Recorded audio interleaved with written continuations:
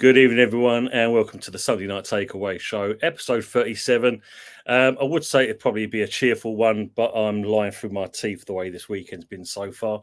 As always, it's good to have people on the panel, and going to start off with Jez. How are you, Jez?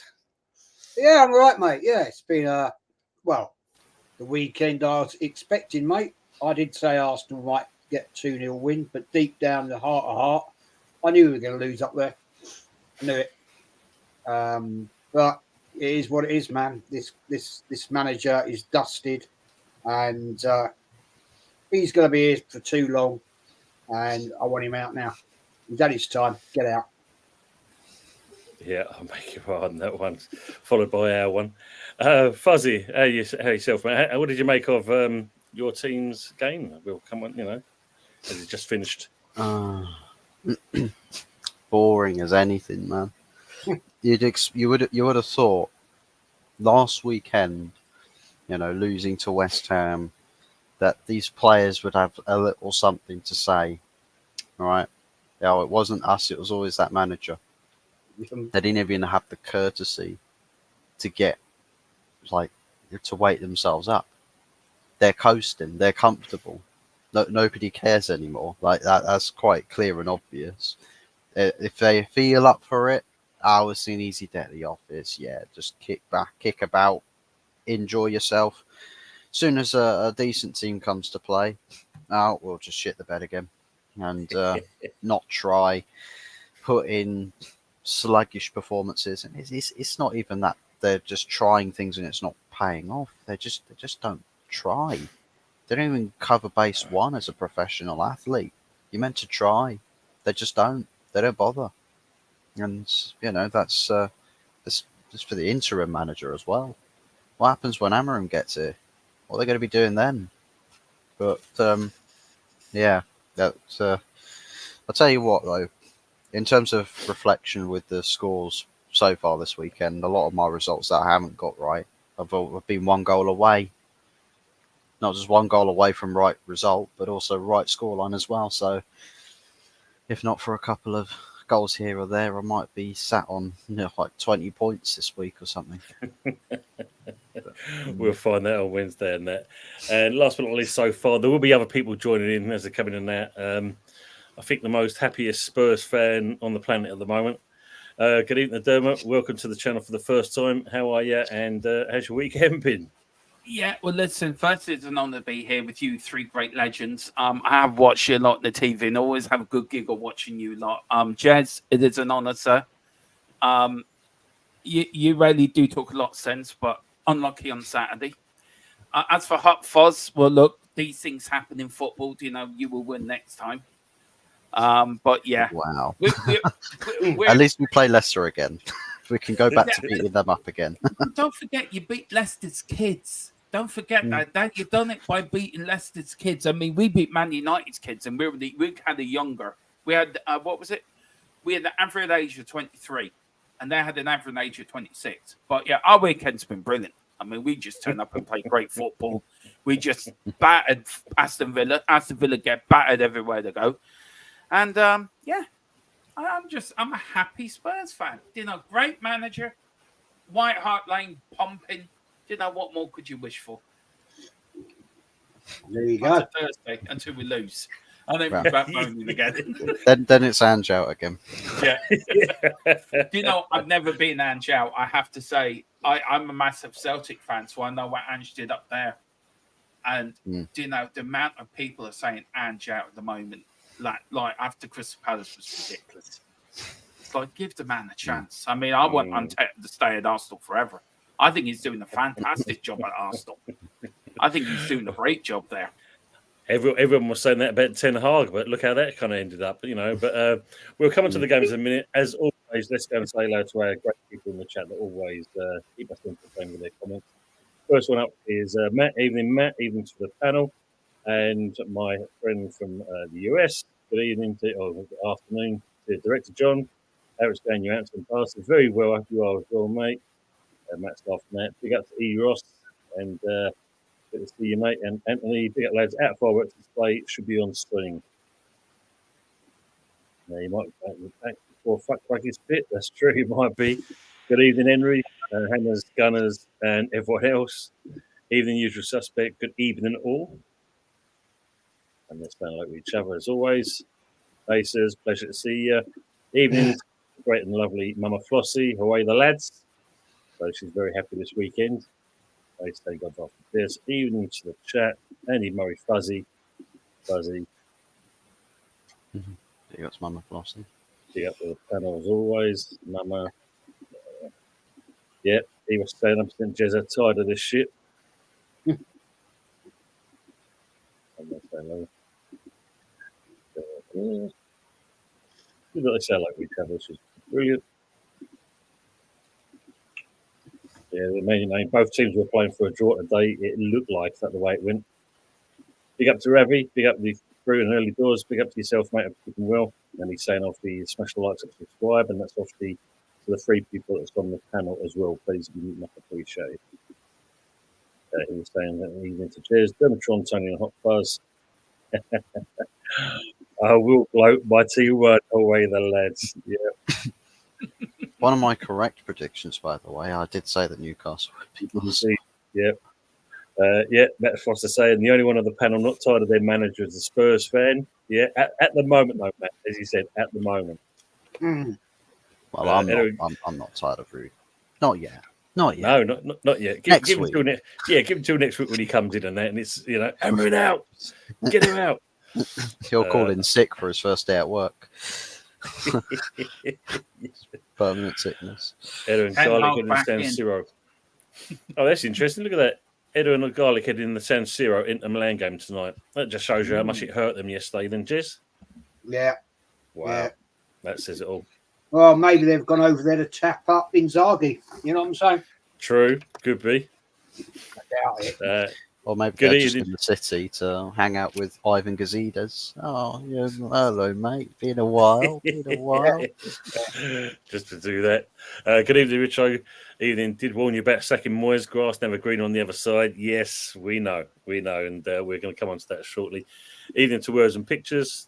Not trying seems to be the way of a large percentage of footballers today. Yeah, just take the wage.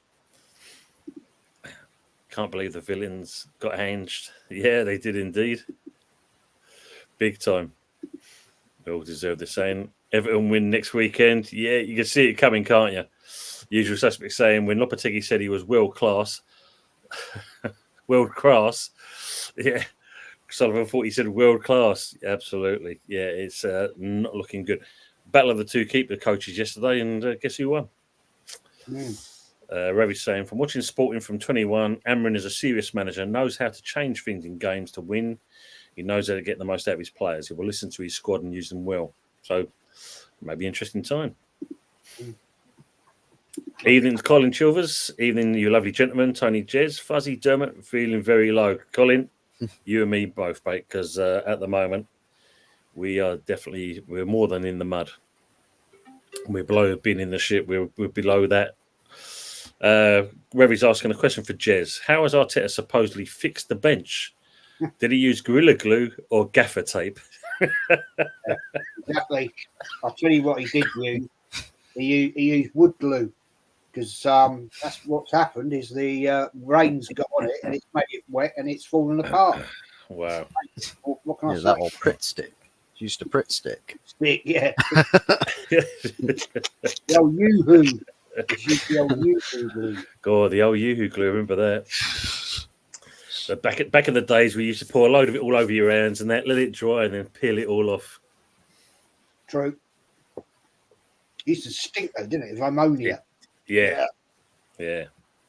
Henry saying, is Amrin going to take one look at the squad and say, what the fuck did I sign up to? And getting a plane back to Sporting. Could do. Not lie. Wow.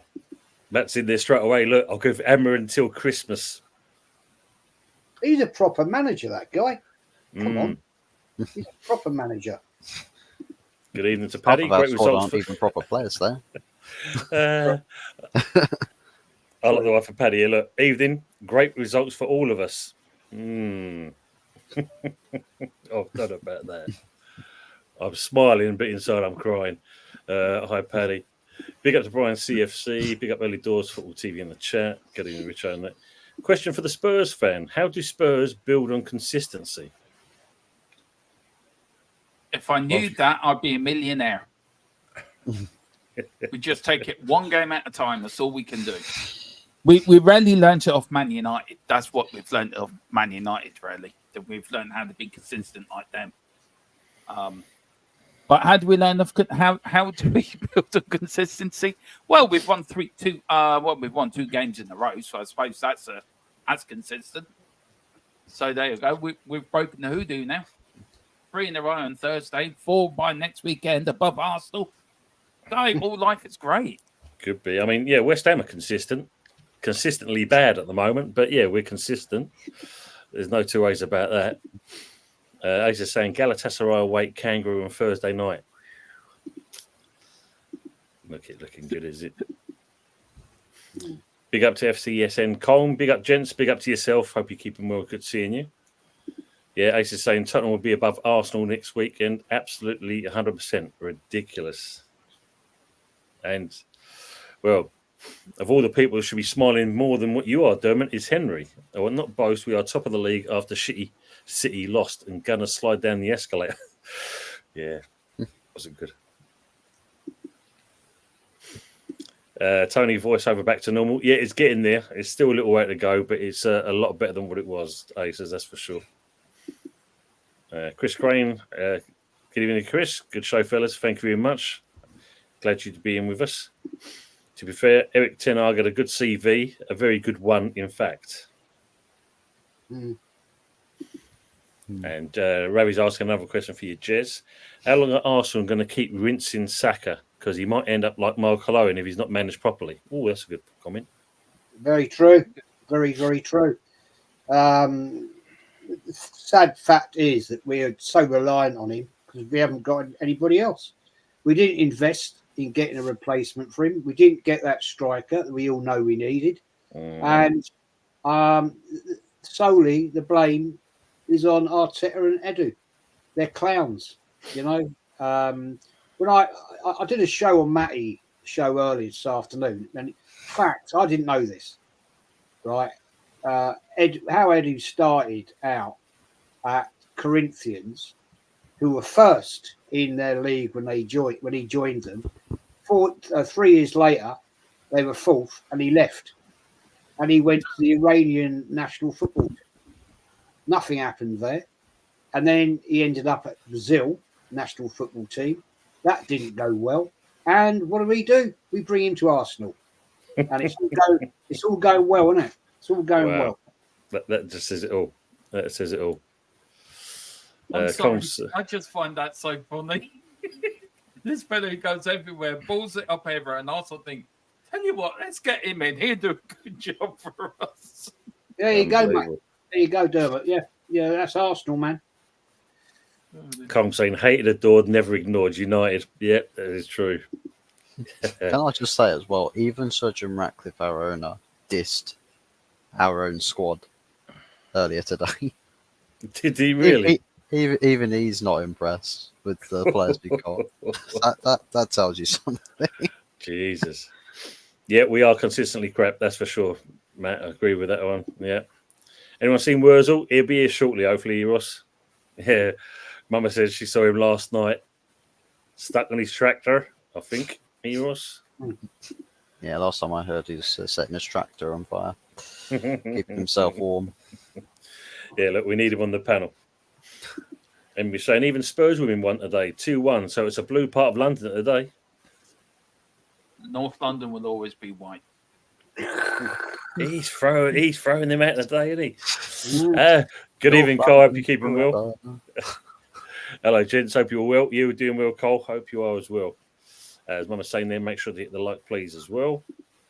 It'd be hilarious. Yeah. Oh, here's a nice one for you from Colm.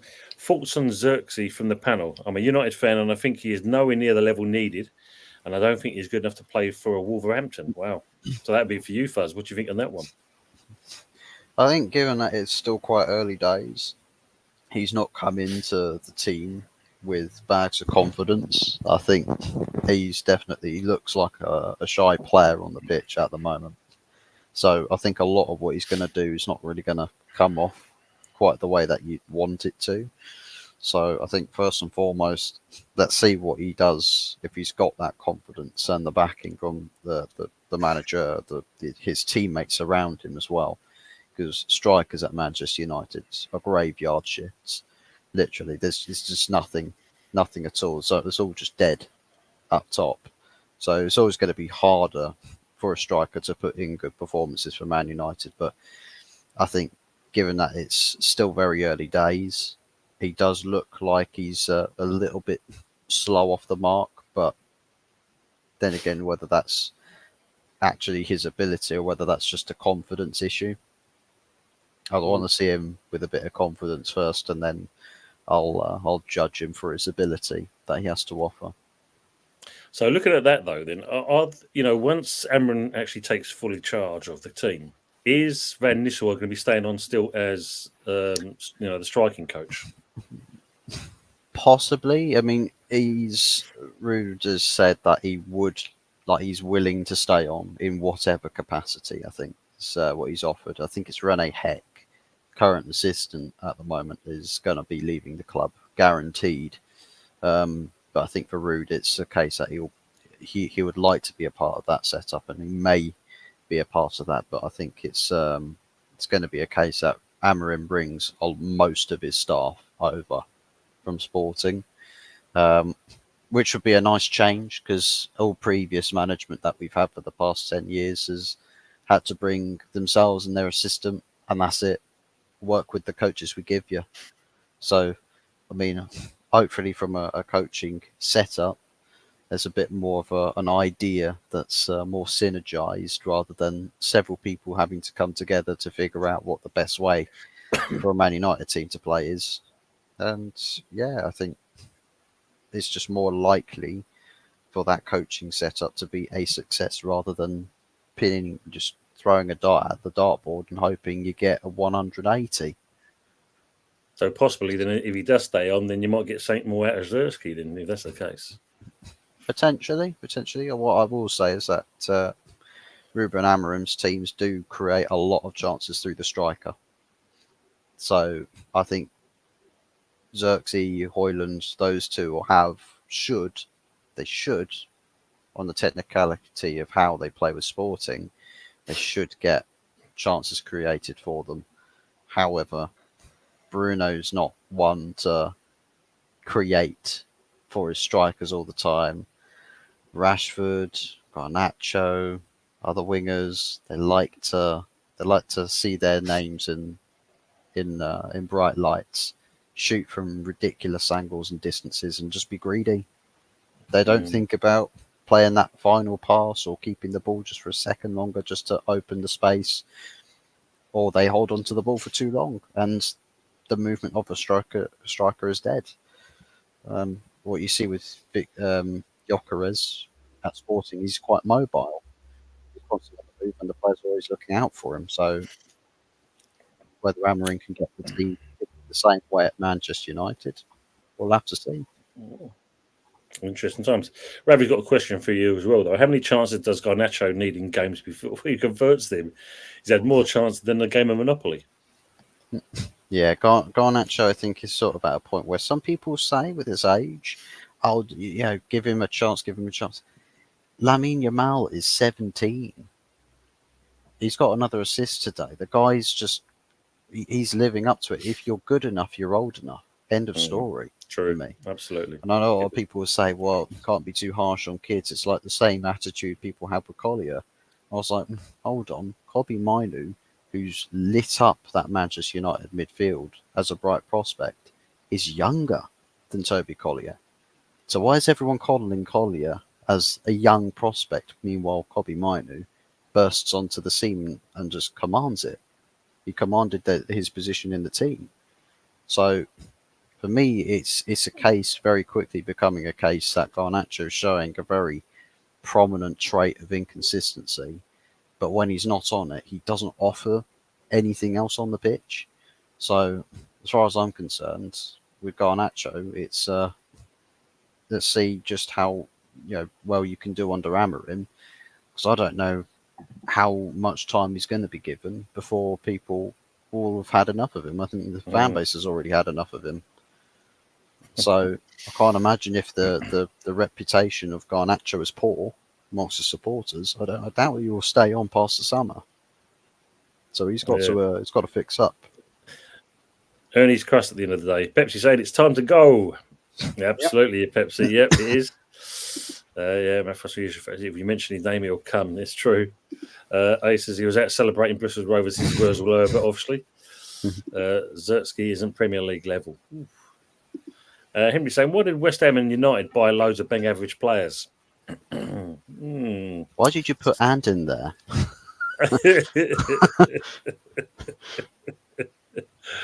Yeah, well, it's what you get out of them at the end of the day, isn't it? Really, that's the thing. Ravi's asking you, Jez, thoughts on taking on Chelsea? Can you take advantage of them for seeing how average they were today? That's probably right here. It's a different game at the Bridge. Totally Chelsea are a lot better. At the end of the day, I haven't seen the game today because I was actually on a stream. So I haven't seen that game. I'll catch the highlights later. But I'm told it was a pretty ball fest between you teams. But going down the Bridge, we know how it can be with them. And right now, what I see, looking at Arsenal, we're a very lackluster, boring, defensive manager who's very confused. He's got no game plan. He's only got a plan A. He only saw it yesterday, guys. Yeah? 1-0 down, and he stood there like that. Usual, yeah. And then he looks around at Airport Albert, and Airport Albert sits there looking at him. Well, what do you want to do? Yeah, no. And then, it comes just before half time. And again, he does it every single time. He sits there, or stands there, should I say, and he's looking at that bench. And you can see him going, man's clueless, man. And it's his fault.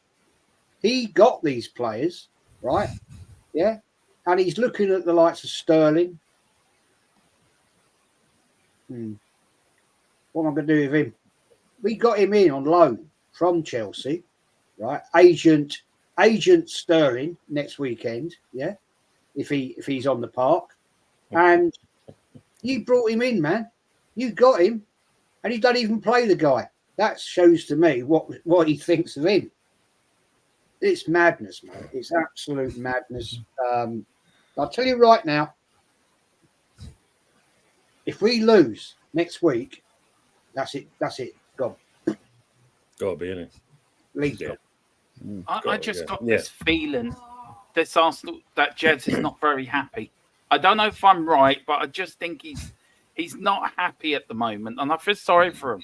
Not really, but we've had too many years of you beating us. So I'm actually when you were saying about Arteta standing on the touchline, just looking a bit clueless. The first thing came into my head was Benny Hill music behind him. Yeah, that's the first thing that actually came into my head was Arteta there. All he had to play is just Benny Hill music. To be honest with you, mate, I had people asking me yesterday how upset I was about losing to Newcastle. I said, I'm not upset about it. Do you know, I know this is a horrible thing to say and I'll get slated for it. The only time we are going to get these idiot management out of this club is if we don't finish in the top 6.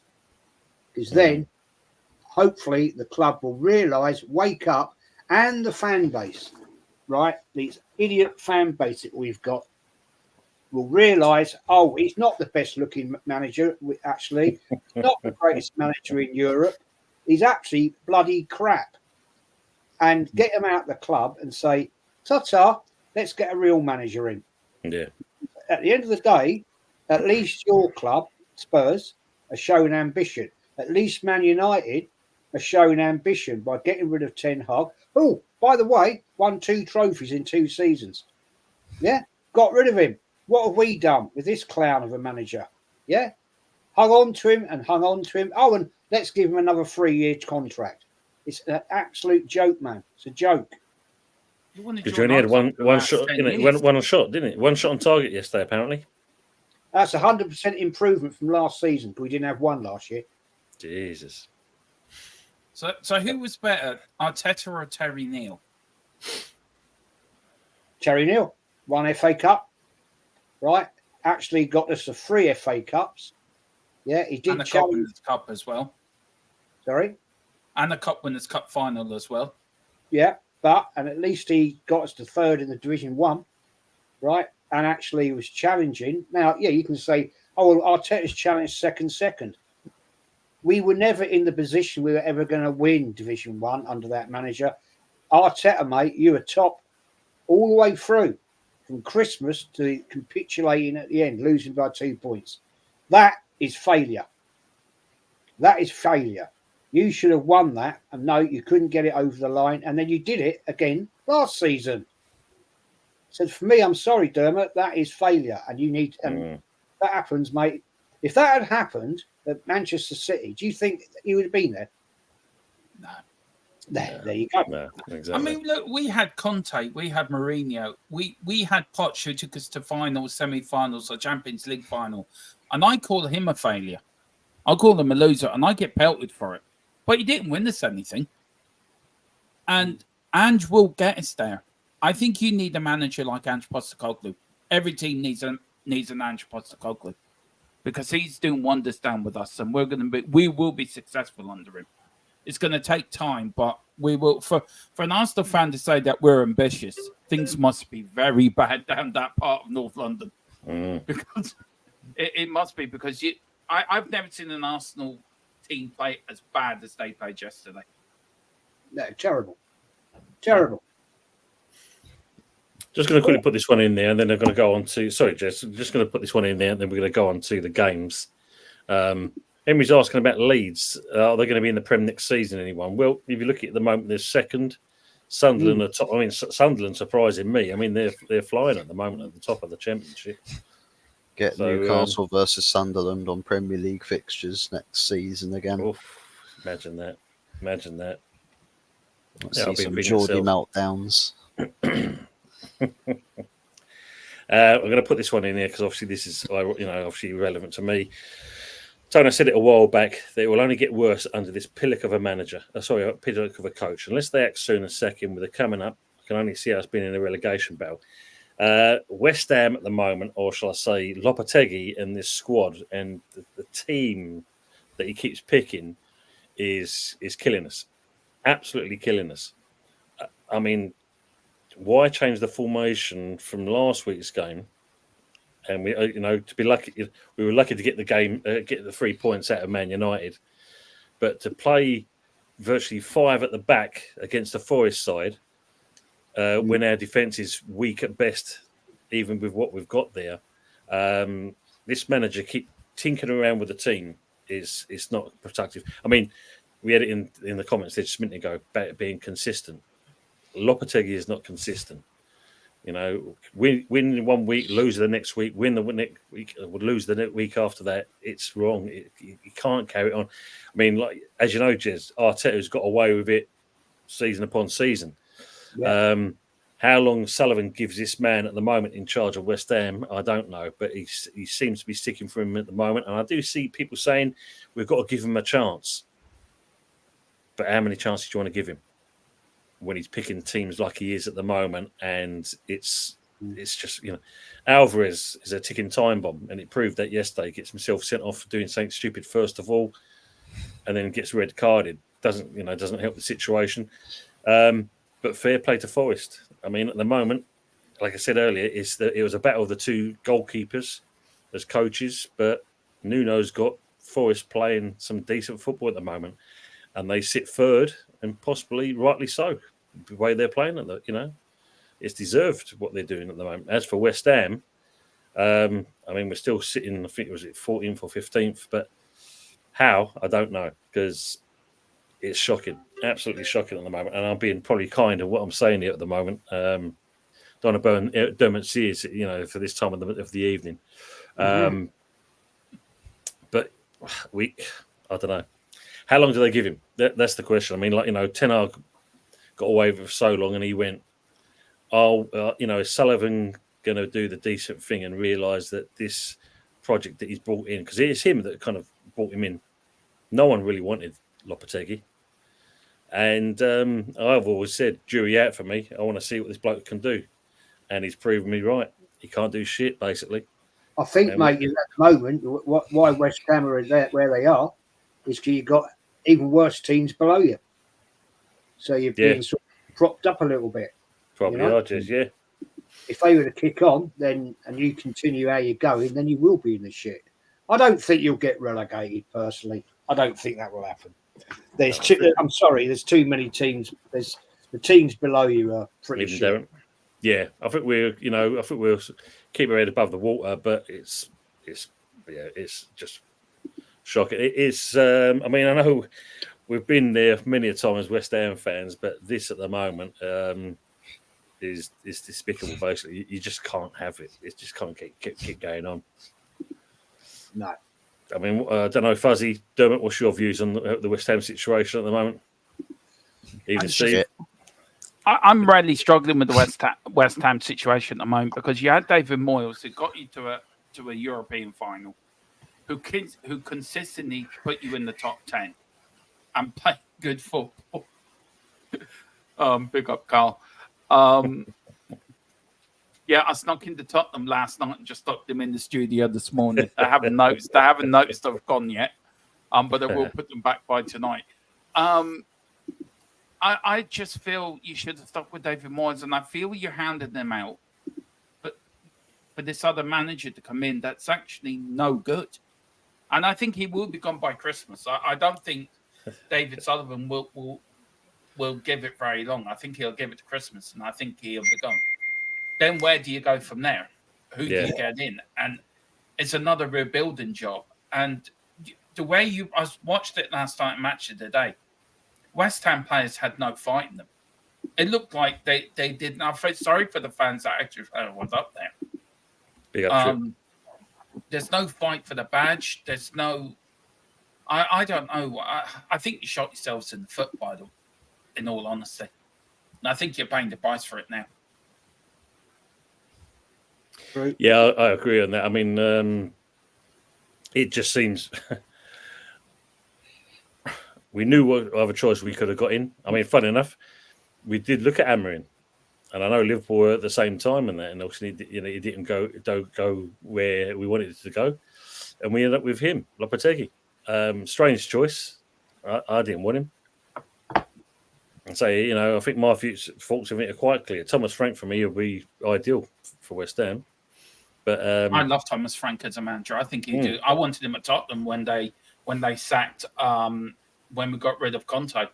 I wanted Thomas Frank in. And don't get me wrong, I love Ange Postecoglou. I'm over the moon he came in, but Thomas Frank was one of my managers I wanted, because I think he'd do a good job.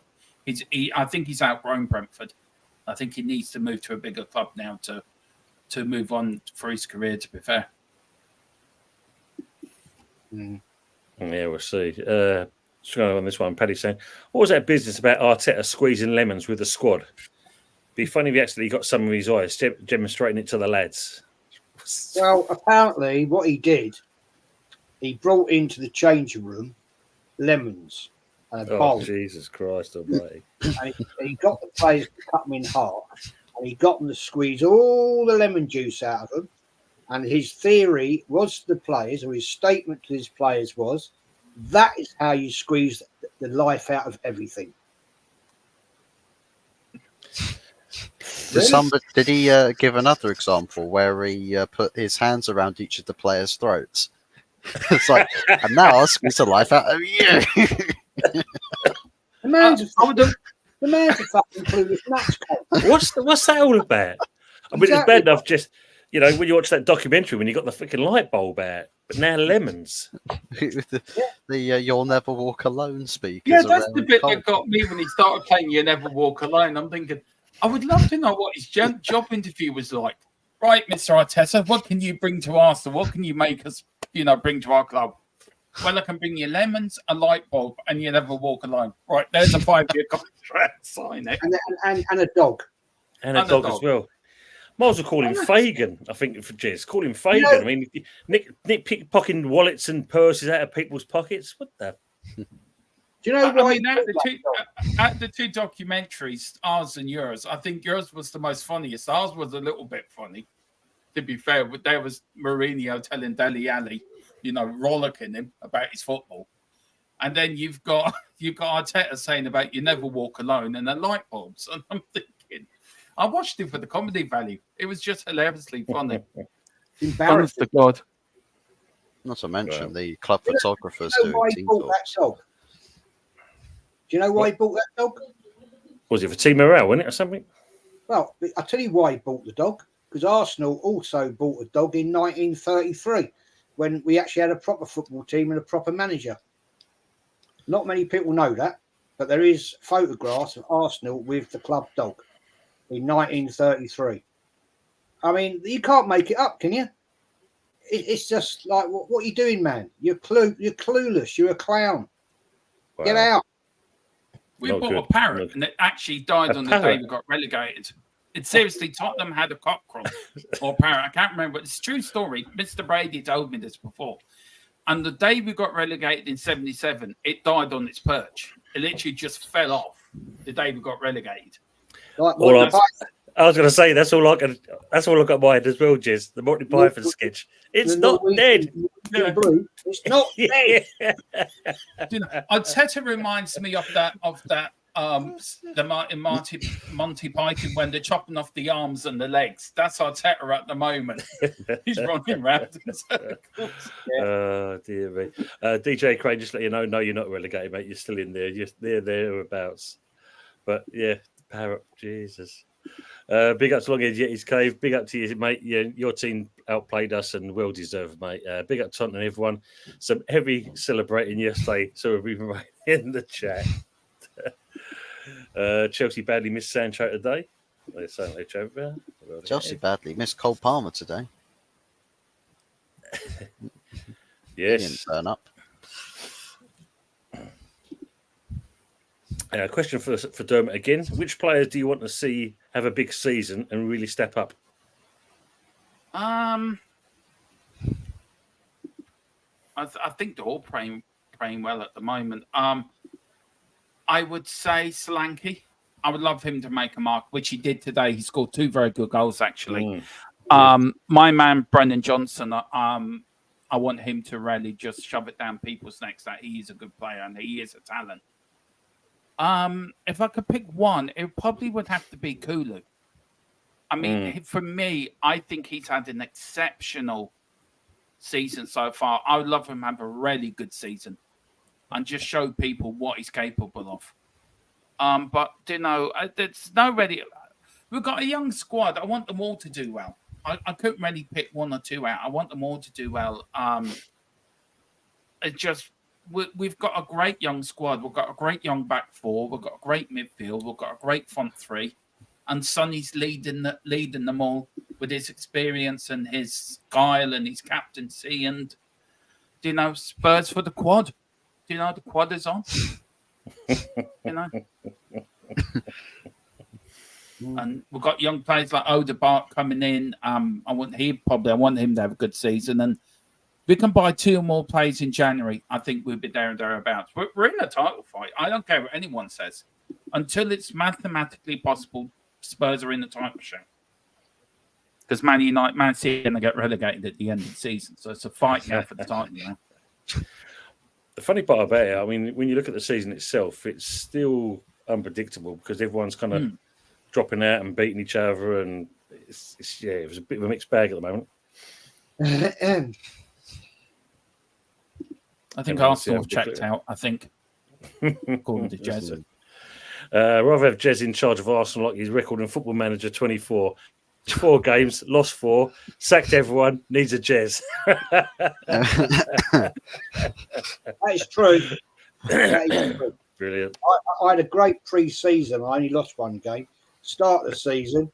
Right, this is true. I was actually playing Yeti put me onto it. Right, I was playing it, lost the first game, lost the second game, went to the board, lost the first three, went to the board, lost the fourth, went to the board again, they sacked me.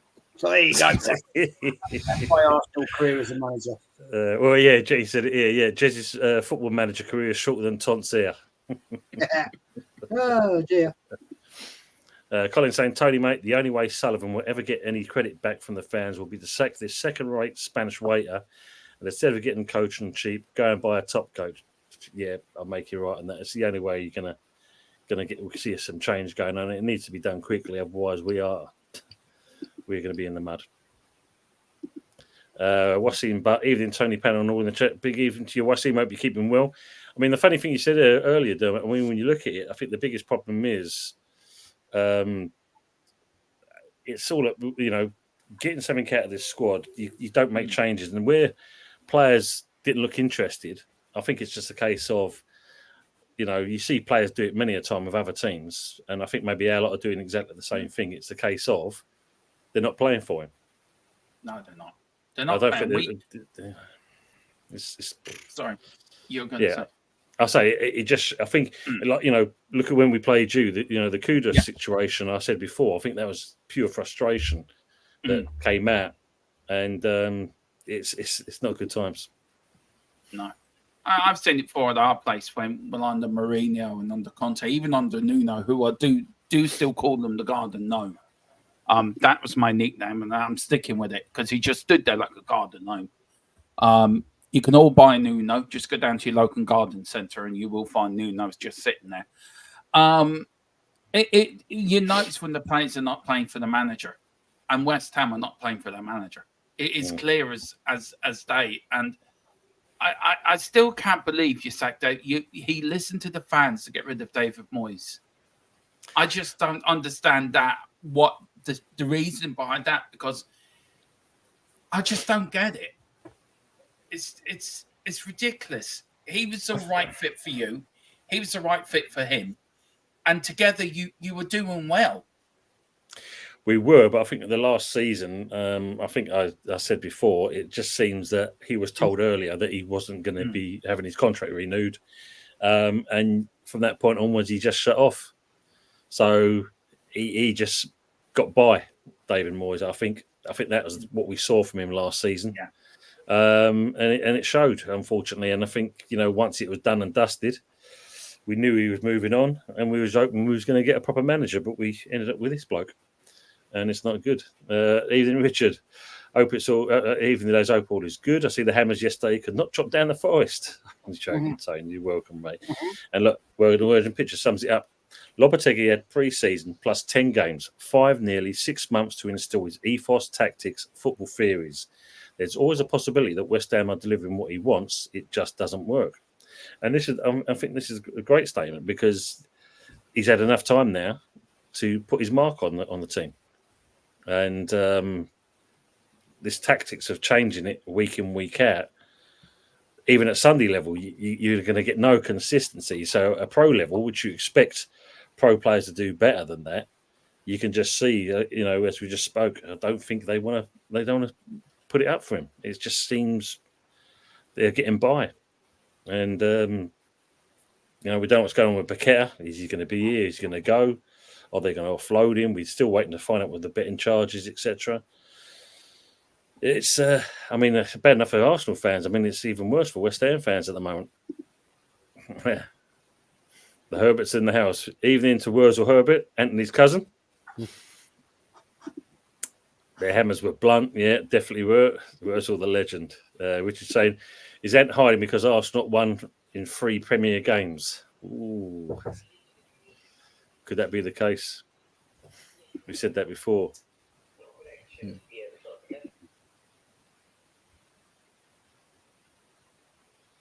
No.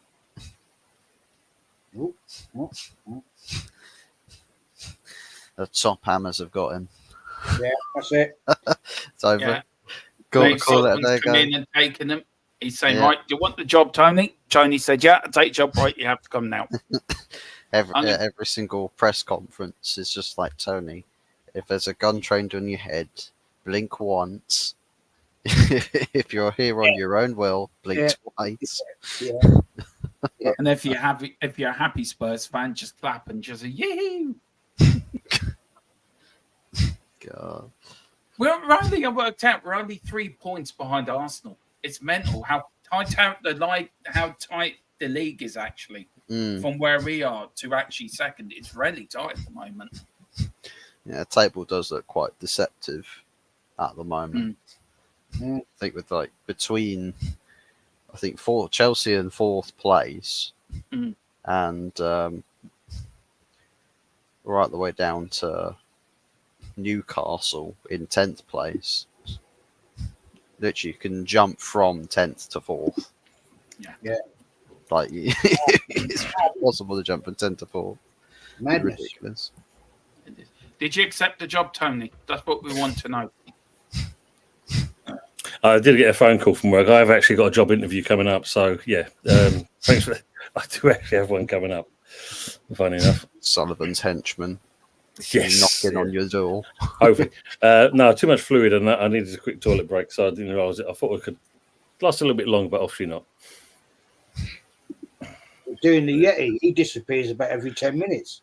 I know, right? Well, I've got a bit more better bladder retention that I hopefully think, Jez. Hopefully, anyway. Arteta taking the Ted Bundy look to heart. Brilliant. Cole Palmer wasn't even touched and he falls the ref. Needs Specsavers, good grief. Look, they all count. We found that out last week when we played Man U. So that's not the second time. Coming back from a fireworks display, he's saying. Bit old for that, isn't he? He was the actual guy on the fight on the actual bonfire, which is. Yeah. He was attaching Arsenal shirts to the fireworks. Yeah. Well, as I say, where's Joe Smith in that? She probably burning them shirts by now. She started the bonfire.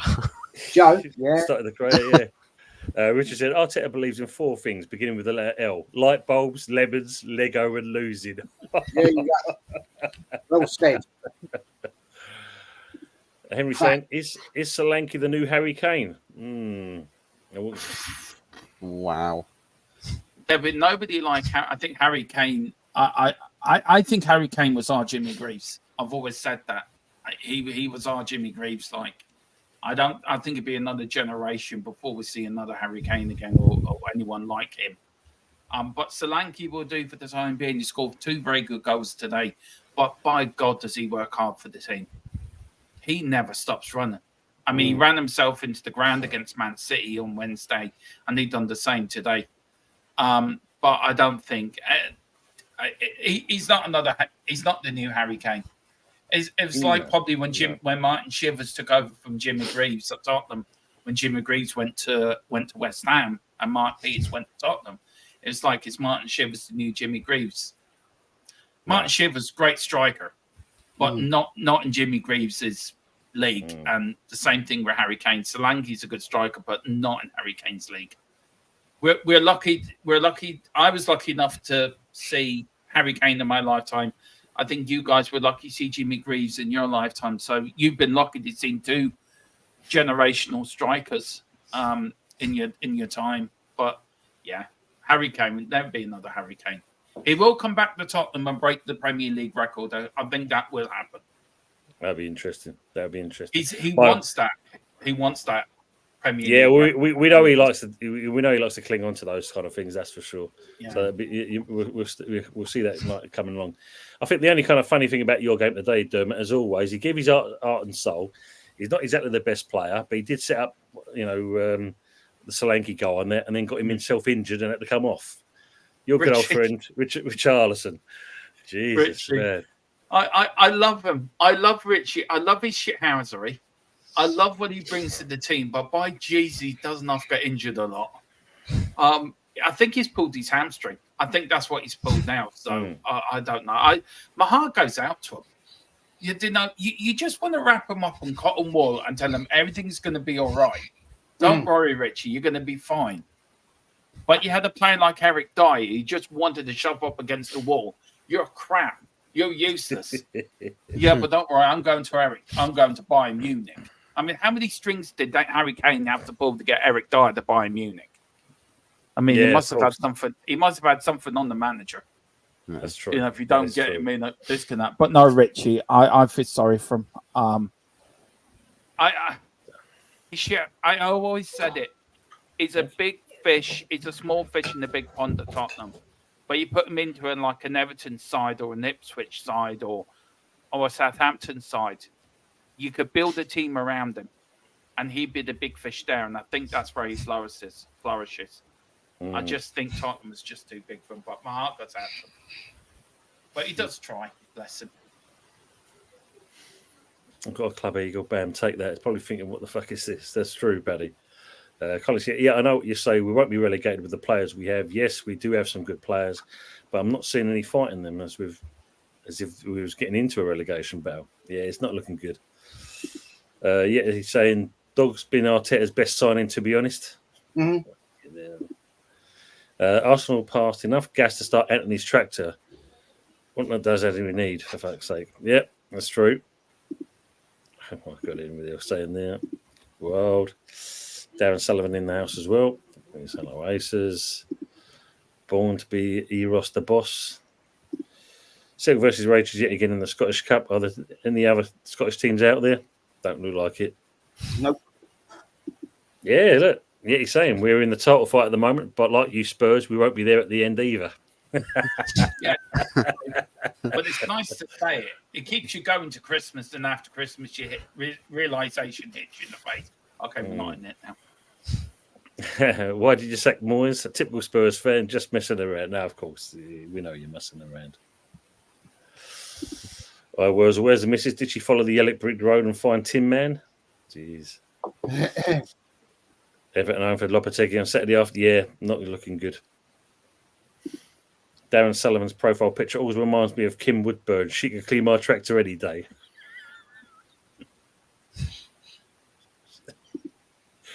Wow. Yeah, hasn't paid the bill for Lottie for a loan. Yeah, not at all. Yeah, Budgie won't be happy with the Hammers. No, not at all. A lot of us are not like it. Good old good evening to Nick. Hope you're keeping well, Nick. Loppy out, Sully suck on Lobby Nobbin.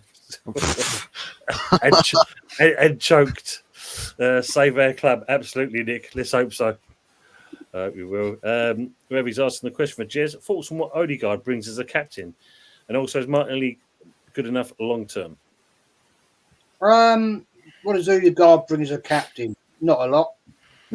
He's not captain material, to be fair. He does a lot of arm waving. He does a Singing lot of under his breath. Yeah, there's a lot of this. And at big games, he goes missing. So that's the one, the old hair flick, you know. That. You know? Can't do it as effectively as yourself, though, Jez. No. I've quite got the locks to do it. Get the wig and you might be able to play the part. I'm sorry, he's not he's not verbal enough. Mm. He's not strong enough in character to be a leading captain figure. But hey, hello, everybody tells me we're missing our creative midfielder. Creative midfielder.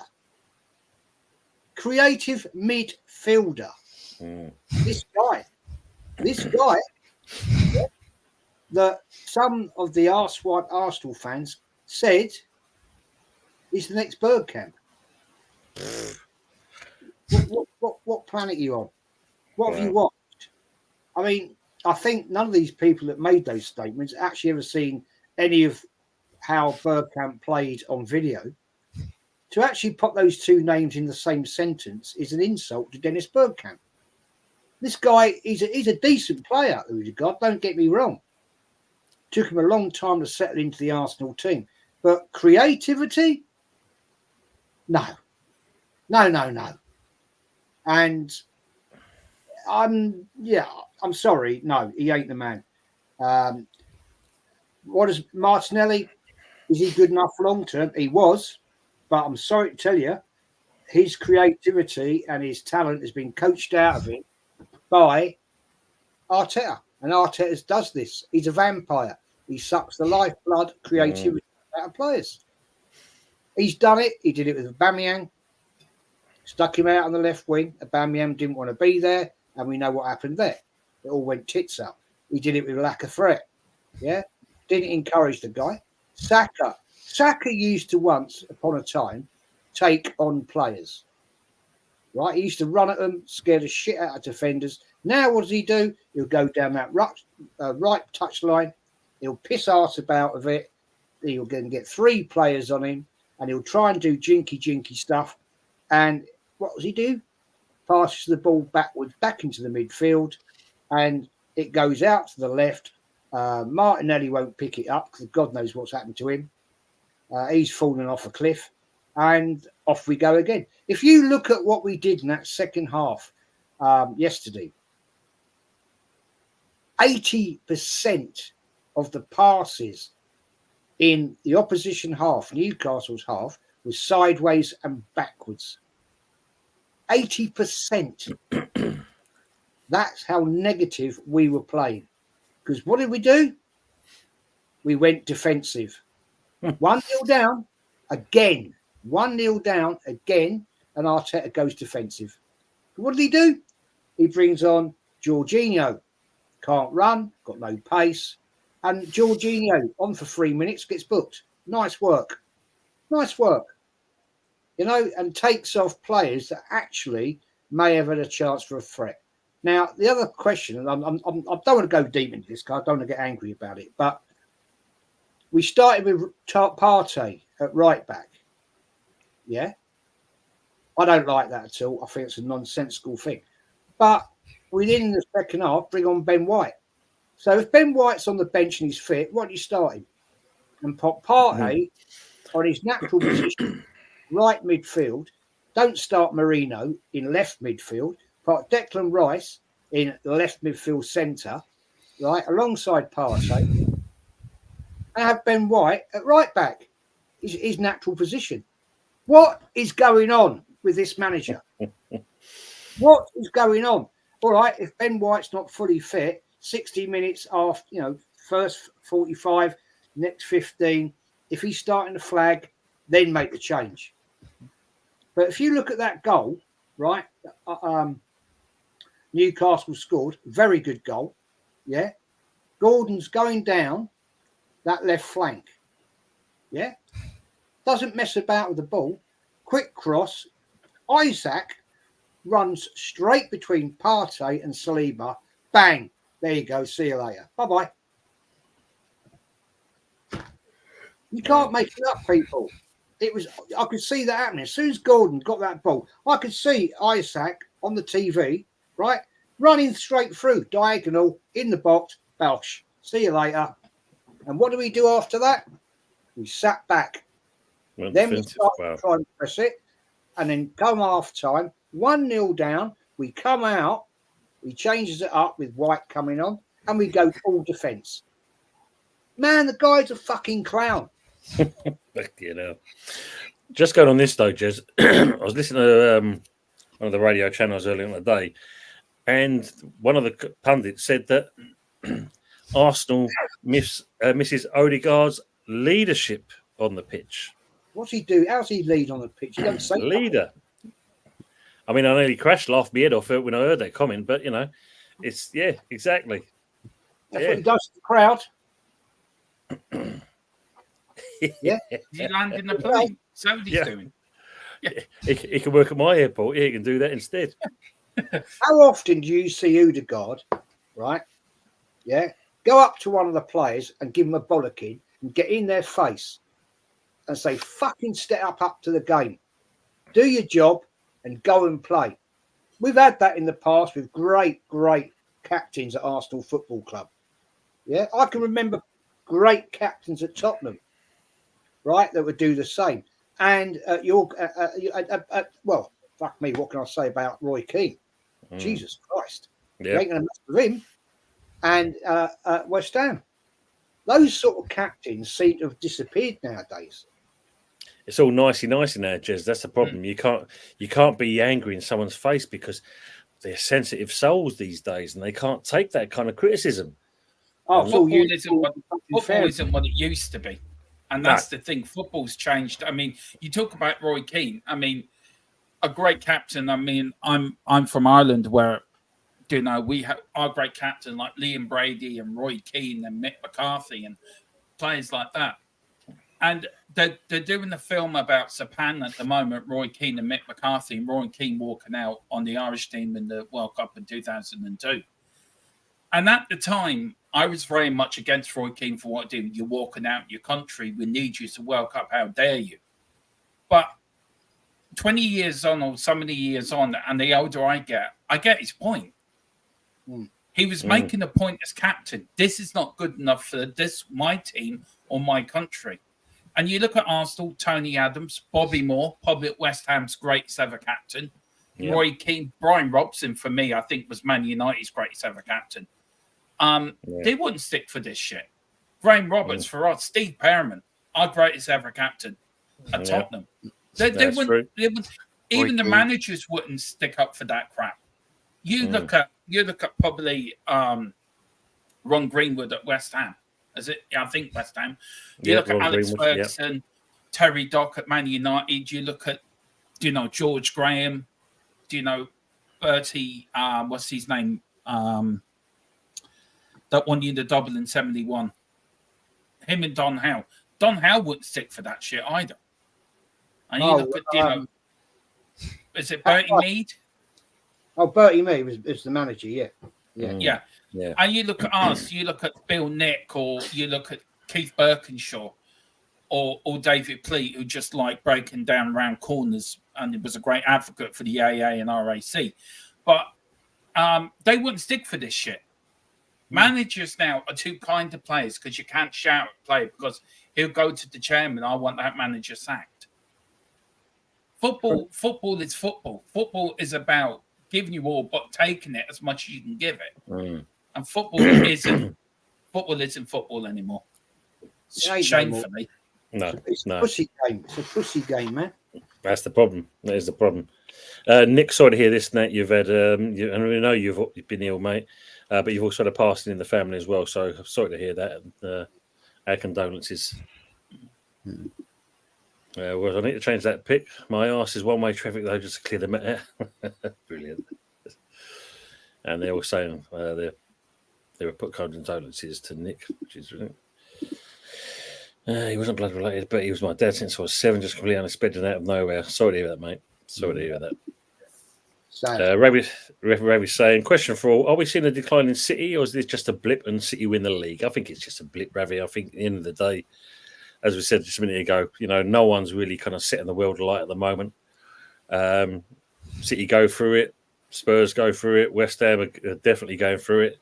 Man United's been there and done it as well. But looking at, someone like City, he'll come out stronger like he would, as he's always done. Christmas time, mate. City, let's get it right. They start slow. They build it up, and come January time, mate, bang. See you later. Yeah. No, that's just true. Absolutely. Nick saying, I don't want Terzic either to replace Sloppy. He plays defensive football and did well in Europe, but isn't good in the league. Yeah, I mean, he's still got to learn his trade, I do believe. So who is going to come in for West Ham? Maybe saying, looks like Steven Gerrard could be leaving Saudi, not going well for him there. No, it hasn't. Another player that can't have done all right, but can't do enough. We're all saying like each other. Yeah. He was saying Ravi brings nothing Odegaard, consistently missing in big games. Yep. A hair flick. Yes, hello. Hair flick. Rode the guard out. Yep. Mama Floss saying Jez flicked his hair years ago and it never came back. True. About 1998, I suppose. Wow. He was saying Odegaard wiping his snot with his wrist 24/7. Yeah, that's true. Yeah.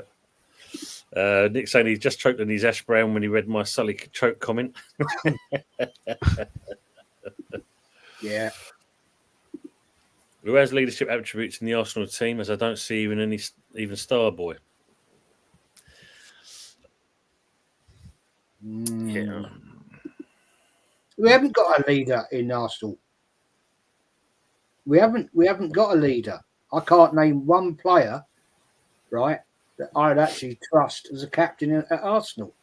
No, actually, let me backtrack. I've always been a great advocate of goalkeepers or defenders being captains because they're always looking up the park. Yep. They're always looking up the field. Yeah, we've had some great captain goalkeepers: Seaman, Bob Wilson, Jens Lehmann at points, Almunia. You know, so I would actually say right now, if you ask me that question, yeah, I would say to you at this point in time, I would put it on the goalkeeper. I would. I trust him. I think Raya. I mean, once again, yesterday when I did my show last night, I asked the chat who's man of the match for Arsenal. Raya. One person said Partey. I'll sort of go with that, but it was Raya. What? It's a worry, isn't it? When none of your outfield players get man of the match. You know what I'm saying?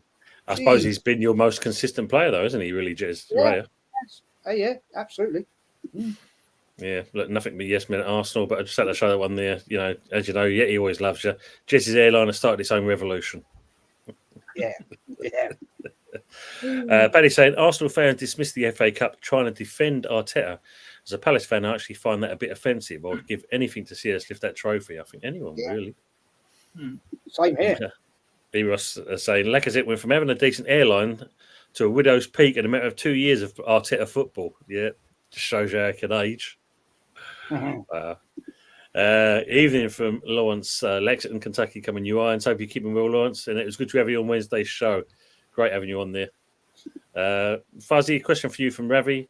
Thoughts now Amram will use Mason Mount. Well, step one, Mason Mount. Can you not be injured? Yes or no? There's the start. You make it to the football pitch without your legs falling off. That's a question in and of itself.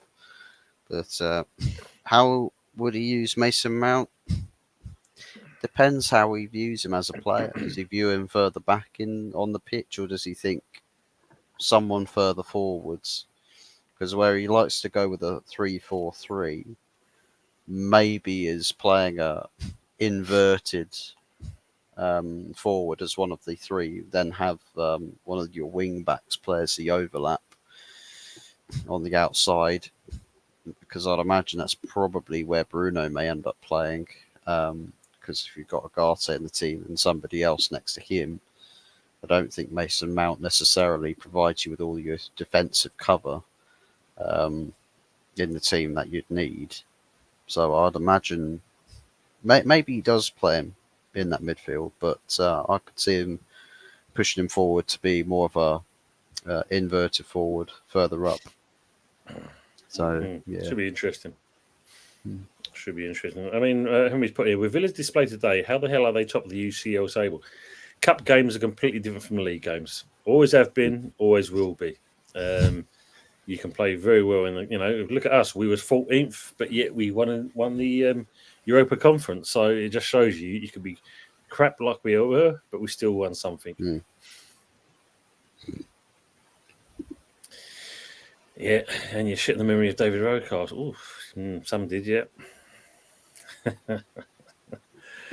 Lloyd saying, for the love of God, you put a Spuds fan on the channel. Like my weekend was bad enough.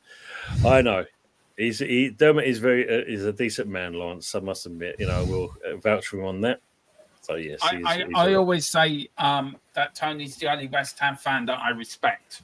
The rest of them are a bit like that, but the man above me, I respect him. He's a legend. So I put you in the same bracket as well, Lawrence. So I've got two West Ham fans I really respect now. Dermot, I've got to ask you this question. I've got to ask you this. Yeah. Yeah. As a YouTuber, what's your honest opinion about old Deji? Who? Deji Spurs. Deji Spurs. Deji Spurs. There you go. Sums it up. Answered in a nutshell there again. The one that goes all on raving on about shaking his bum violently. Dusty I don't Club. know. Have you heard of that term? We've got a lot of idiots that are in the Spurs community. To be fair, I try to stay away from them. Just try to do my own thing. You know, try me and my other mate with just a couple of Irish Spurs YouTubers. We tried to stick together. I respect that. I really respect that. Yeah. I mean, I want to ask you a question, Tony, about going to your stadium. I don't know if it's true or not, but is it true you have to bring your own binoculars there, or do they supply you with them? For a nominal charge, yeah, you know, when you're up in the gods, they do look like matchstick men. Yeah, I can tell you that now. Yeah. And is it also true that to supply you with a Barney the dinosaur toy and bubbles as you go in, or do you have to bring your own? I don't know. The club have forked out for the bubble machine, so you know that saves you a fortune. Saves you a fortune on that. You know. Because I have heard Barney the dinosaur, your mascot, keeps getting lost all the time. He keeps taking our mascot Chirpy away with him. So we're beginning to think there's something between Chirpy and the West Ham mascot. There might be a bit of a thing going. We'll have to see what the thing is. You've got to worry about, Dermot. What the outcome and the actual kids that's going to come from them too. That'd be interesting in itself. Yeah, it would be. But last time I heard, they're in a dodgy nightclub with a lady called Camilla up in Soho. So I don't know what's going to come out of that adventure. But yeah, that would be. Surname wasn't Harris by any chance, was it? Pardon? Surname wasn't Harris by any chance. Might have been. I'm not sure. I have to get back to you on that. The only Harris I know is his birthday tomorrow. Big up, Mr. Harris. Happy birthday tomorrow. Well, happy birthday to Miss Harris. And also evening to Aaron from Arsenal X-Ray. Evening, chaps in the chat. Good to see you. Hope you're keeping well, mate. And they're saying hello to each other, as always. Darren Sullivan says, Odegaard lost us the title last season by taking photos after a win. Flash prick with no substance or delivery. Yeah. Bites you on the backside. Jez, Bergkamp is one of the greats to grace the Premiership. Love watching him play. Odegaard will never do anything like Bergkamp. Not in the world. Not in the world. Facts. Yeah. And look, respect there from Lawrence. Yeah, you have a quality team. That's the difference when you can bring players in and actually get them to work. Yeah, society is different now. We must not hate, laugh out loud, not directly anyway. Plenty of indirect snake snide behaviour out there. 100% on that one, Darren. Yeah, you are looking good, mate. That's for sure. Not you personally, but your club. And going to bring this man in as well. Good to see him as well. Evening, James. How are you, mate? Good evening, gentlemen. How are we?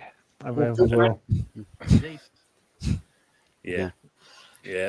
Well, apart from the guy to this side of you, who's the happiest man at the moment on the weekend. Yeah, it's not great, mate, is it? Not great at all. Well, with West Ham at the minute, it's fucking diabolical, mate, if I'm being honest. For me, Tone, and I appreciate you sending me a link and having me on, the geezer's got to go out the door tonight, really, and he's a liability. I've watched West Ham all my life, and this geezer, I'm comparing this geezer to Avram Grant, and he's got no idea what he's doing. Absolutely no idea. He's got good players there. He's playing players in the wrong positions. Yesterday against Forest, I know Forest are a good side, don't get me wrong, but to go there and to get obliterated like we did again is borderline embarrassing to a point. I don't know what to say. Really. Listen, for me, I know my expectation of West Ham is a top 10 side. Now, if we finish 9th, I think that's a decent season for West Ham. I'm not asking for top 6. I'm just asking for top 10, and we're nowhere near it. We're closer to the bottom than we are to the top. And for me, he needs to be sacked. Simple as that. If I'm honest. Yeah. Mate, what's your manager's name? Julian, I ain't got a clue, Lopetegui. I got confused because it sounded like you were talking about Mikel Arteta. Mate. He plays players out of position. So They obviously I don't know about- in school, man. I don't know about you two. I think he was talking about Christian Gross, but mind you, he was bad. Nah, I mean, as I said earlier on, I mean, I don't know why this manager keeps changing the team week in, week out. It just gives no consistency. I mean, yes, maybe one or two players, but when you're changing formations and tactics for what you think is going to be a hard game, and it just capitulates on yourself, just makes him look fucking stupid more than anything else. And Jez, you've been there as an Arsenal fan, and all it does is angers you as a fan, because you're seeing this same dross week in, week out, and there's no improvement in there. And your manager's been there, 5 seasons. Their guy's only been in 10 games, basically, and we're getting this shit at the moment. The problem is, Tone, just want to say this here. When I look at us at the minute, and I look at other clubs, I can understand other clubs having different priorities, Arsenal, Tottenham. With us having this manager in, this was like a new era. And to be starting so bad, for me, there's no recovery from this. Like, they're starting well and having a sort of standard, but West Ham have got no standard at the minute. The standard is it's not try and concede 2 or 3 goals in a game. And for me, the reason why it's not worse than it already is because there's worse teams than us in this league this year. Like, when I look at us below, there's other teams. But the problem is, the time we play Arsenal on the 30th of November, we could be in a situation when the following game after that is Leicester away. We could be in the bottom 3 if we don't sort ourselves out. And I've got no faith at all in this geezer, at all. Do you know what I mean? He's destroying us from the inside out, and that's a problem for me. It really is. Yeah. I mean, I said, to these guys and to the chat, do you think it's the case of the players that are not looking to play for him at the moment? I think it's done, mate. I think they're done. Alvarez getting sent off twice in a space of 5 games is a joke. Mo wanting to have a fight with everyone in North London. It's just, do you know what does me is if West Ham were playing well and not getting the results, I could let it slide. And there could be a valid excuse there to say, you know what, we're not getting the results, but I can see what he's trying to do. Setting up at 5 at the back at Nottingham Forest away with 2 of the worst midfield combinations I've ever seen in my life. We have actually got Club America 2017 pivot. Now, anyone who don't know what Club America is, that's the Mexican side out in Mexico. And we've got Guido Rodriguez and Edson Alvarez from the 2017 Club America side in the Premier League in the 2024 season. That to me is embarrassing to a point. Like, it's just a complete mess. And we've got Jared Bowen as a captain. Is he captain material? I don't think he is. Is he gonna get in Edson Alvarez's face and say you let down the side, or is he gonna be sort of too nicey nice? It's a major problem, mate. And if I don't think we'll go down, I think we've got enough firepower to get out of there, but I'm going to be straight. This is not what we signed up for. Simple as that. Yeah. Like saying that there, quality man, a big up the nudge for you, James. Cheers, Lawrence. Thank you, mate. Just a quick one here, just going to, before we carry on with that. Paddy's asking a question for you, Dermot. I'm too dense to catch your name. Is that the RS Centre in Kilburn still open? Out of curiosity. I've not got a clue. I live in Wexford in the southeast of Ireland, so I haven't got a damn clue. But look on Google, you might see if it's open or not. I actually have to bounce soon, Tony, very much. I'm very sorry that I have to bounce early tonight. No, thanks, Dermot. Appreciate you being in. But it's been actually a pleasure being on. I always watch the show on the Sunday evening. I always sit down, have my dinner, and watch you guys, and I enjoy the show very much, and it's an absolute pleasure to be joined. I feel your royalty on YouTube, so it's an absolute pleasure to be with Jez and you, Fizz, and you, Tony, and this lovely. I feel sorry. I'll be honest, I feel sorry for you, the fella next to me, the West Ham fans, you and Tony. I feel really sorry for you because we've been there. I know what it's like to have your club do this to you, and football clubs can do that. They can rip your heart out of you. People think what supporting a football club is, Saturday's gone. It doesn't. It's part of our lives. It's our second family, and it can rip the heart out of you. It can put you in a great mood. It can put you into a bad mood. It can put you into an indifferent mood. And look, we're all London rivals, and I always say that I don't like West Ham, and Tony knows what I'm like on my show on my channel, and I'm always up for the banter. But deep down, I rarely hope you lads, you team, put it together, because we should be all friends at the end of the day. Football is a rivalry, but it should be just banter. But we should be there for one another if we need somebody to talk to. So, I hope you sort it out. You're too good of a side to go down, to be fair. I don't think you will be in relegation, but I think you will finish probably mid-table. But you do need to sort it out. Either that or you need new owners, one or the other. But, on the I owners, feel your pain because we were there ourselves under Nuno, Conte, Mourinho, Levy for 24 years. It's been a proper nightmare. So we know how you feel. So, but we're still going to beat you when we go down to Upton Park. I know it's your cup final, and I know you play us this year FA Cup. So. Do you know what? I have so much energy to fire back, but I ain't got none. I ain't got no fucking energy. Like I really haven't. I mean, you've caught me on a day where I'm just drained, literally.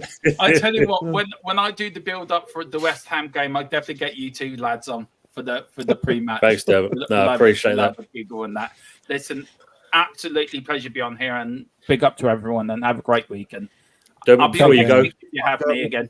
Before you go, just shout out what your channel is as well, please, so the guys on the chat know. If you like what I have to say, and you think who's this loony Irish fella from Ireland with a funny accent, you can catch me over at THFC Till I Die, the best Irish YouTube channel in the world.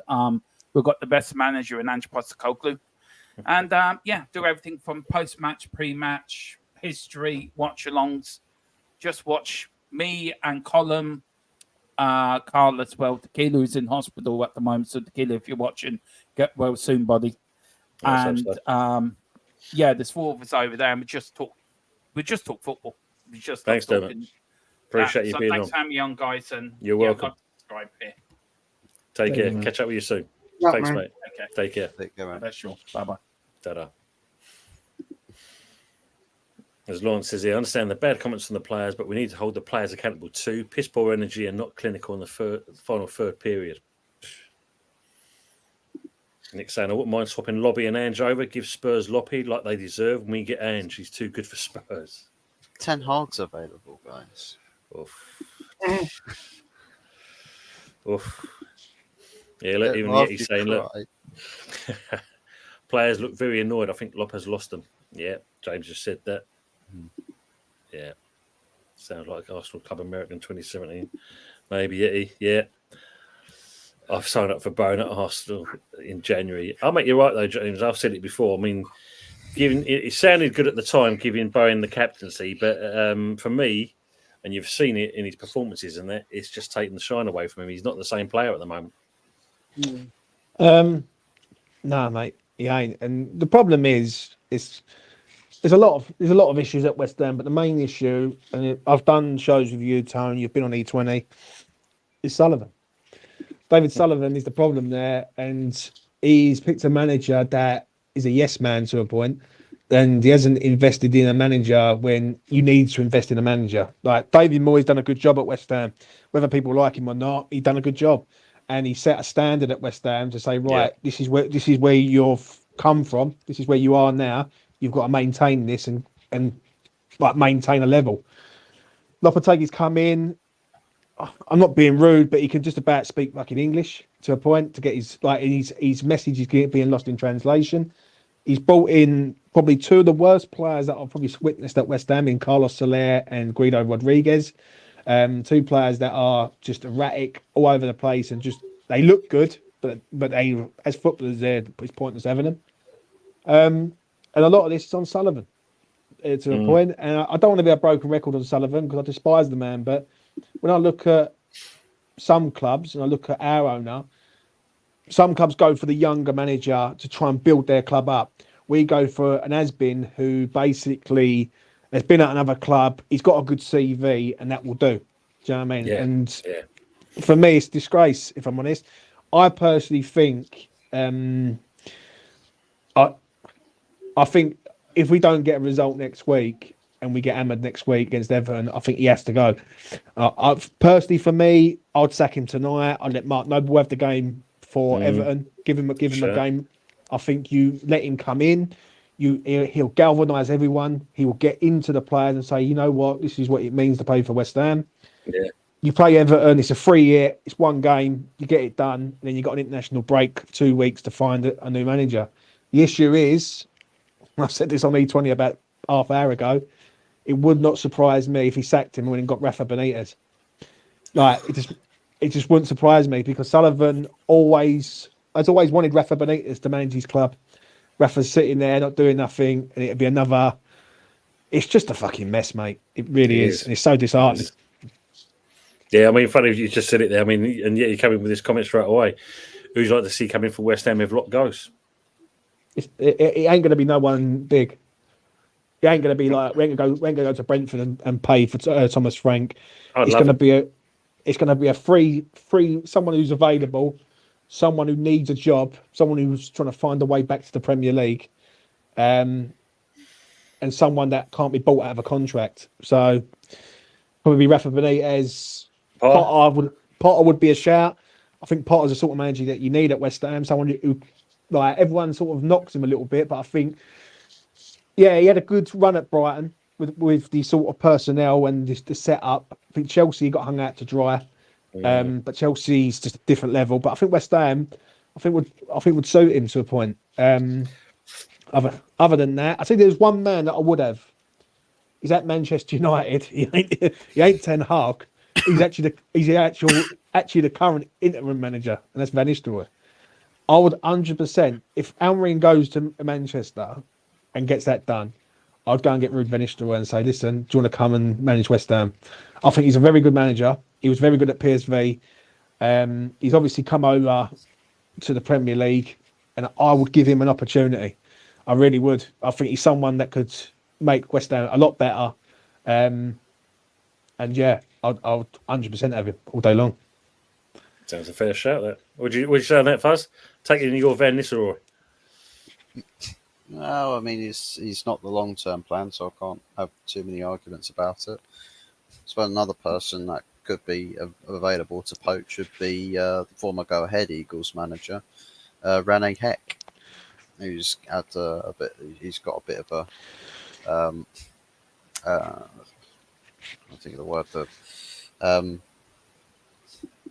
I can't think of the word that describes it, but there's a reputation. That's it. He does have a reputation about getting the job at Go Ahead Eagles and turning them from like low tier Eredivisie fodder into a team that can upset the big established order in the Netherlands. So maybe there's something to be said about Rene Heck. Don't know how well rated or how well known people around Europe know him to be as a first team coach, but but I think I make that's a good shout. But I can understand what James comments be, because knowing Sullivan, someone like that, he'll see as an up and coming manager, and it'd be too much of a gamble for Sullivan to take that person on. You know, it'd be very cheap. Though. It would be. Compared to other names out there, it would be a very, very cheap option. I think what Sullivan can't do, he's still old school, isn't he? So he won't let old take on anything new and shiny, basically. What it is that for me, when it comes to him, he would never buy no one out of a contract, never has. And we was linked with Almiron for months last year, right? And people thought that West Ham were going to get Almiron. It was never going to happen, mate, because Sullivan doesn't buy no one out of a contract. He's very old-fashioned like that. To him, that's basically wasting money to a point. Do you know what I mean? Why would you go and pay $8 million for him when you can go and get such and such for free? Like, and you've got to pay the $8 million, and that's how his brain works. Whereas just a sort of rich owner, someone who knows what they want, they will pay the money because you're getting the quality, and that money will come back tenfold in the future. Do you know what I'm saying? And as I say, like it would not surprise me. Anyone's a betting man. If Lopetegui was to go, Rafa Benitez will be in the frame 100%. And I think it's absolutely disgusting the way it's gone. Do you know what I mean? I understand what Lawrence said in the chat there about the players. Yeah, But I I was look just at the- coming back to that. But I look at the players also, and I go, some of them are being played out of position. That's on the manager. You've got a technical director that's come to the club and give us a midfield that's non-existent. Every team knows. Every team knows how to play against West Ham. Play straight through the middle of us, and that's it. Game over. And even like Man United last week, it should have been 5-0. How we won that game, I don't know. Do you know what I'm saying? I still don't know to this day. Yeah, and like football does that to you, right? It really does. Football's the best sport on the planet because you just never know what you're going to get, right?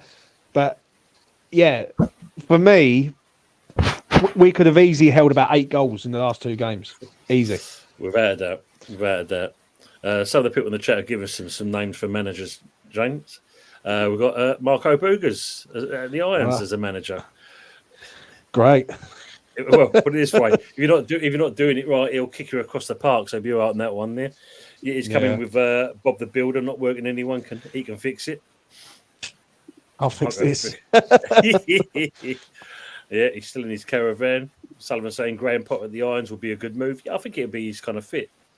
Well, yeah. Nick saying Brendan Rodgers wouldn't be bad for us, honestly. Can't see it. Basically, it has to be someone who's going to start playing the way. The problem is, right, one thing I will say on this platform, I just said it on mine, we was lied to quite a lot last year in the fan base, like by certain YouTubers or influencers, so to speak. We was lied to about how bad it really was. And when you finish 9th and you're being lied to quite a lot and you're being gaslit to a point to say, oh, it could be so much better. Right, we need to have better football, better. But then realise that you've got an owner that doesn't believe in that. That's where it's all gone wrong. And it's come round full circle. This is a Pellegrini 2.0 all over again. And on this one, we're going to have to suffer this one for a while. And it's going to hurt. Any team that plays us, when Arsenal play us, I know your man there, Arsenal fan, 30th of November, get on Arsenal. Arsenal will win that game about 3 or 4-0, easy, and that is no joke. Like they will cut straight through the middle of us. We've got no midfield, yeah. But you ain't got a pivot of like Club Americanos 2017 All Stars. You know what I'm saying? So listen, at the end of the day, our next 3 games: Everton home, Newcastle away, Arsenal at home. If we get 3 points out of the next 3, I'll be happy. I can't see us beating Newcastle. I don't see us getting anything against Arsenal. And Everton always do us at home every single time. So, they got the mix of us. Ace says, unfortunately, this one, not at all. That place behind me and they'll raise it to the ground if he came in. There's no way if he take it. Jesus. Yeah. Words and pictures saying, sadly, a Sully choice might well be Southgate. Oh, fucking hell. I don't think he would go. Shout out to Words and Pictures. Yeah, I don't think he would go with him because the reason why Sullivan will always go for someone who's beneath him. He will never go for someone who could be on par with him. If that makes sense. Because once the manager has the power, then the fan base are all with the manager and against the owner. Sully wants it that he's above the manager. Like I'm the boss. Wait, do you know what I mean? And you're there. Do you know what I'm saying? Because, for instance, if we would have got Almiron would have been overdone, would have been bigger than the owner of the club. A bit like Alex Ferguson back in the day.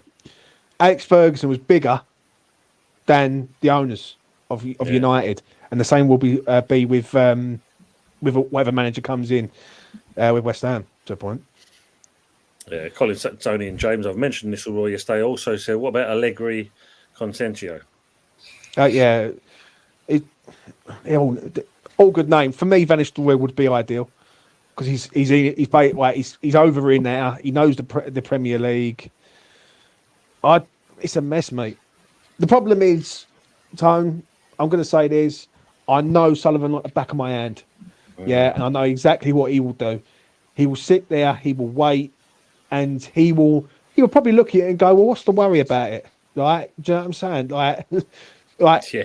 and keep Yeah. him for a season. Like, and it doesn't matter where we finish, but it's very, very sad. When I look at 18 months ago, we just won our first European trophy in 43 years. Everything was good. We finished 9th last year. To where we are right now, I think it's disaster. Disaster. Yeah, make you right on that one. Nick's saying we could hire the manager of Pulner because we used to get him fucked every week. That's probably about true. True story, man. Yeah, Paddy's saying I think Alan Pardew's without a job at the moment.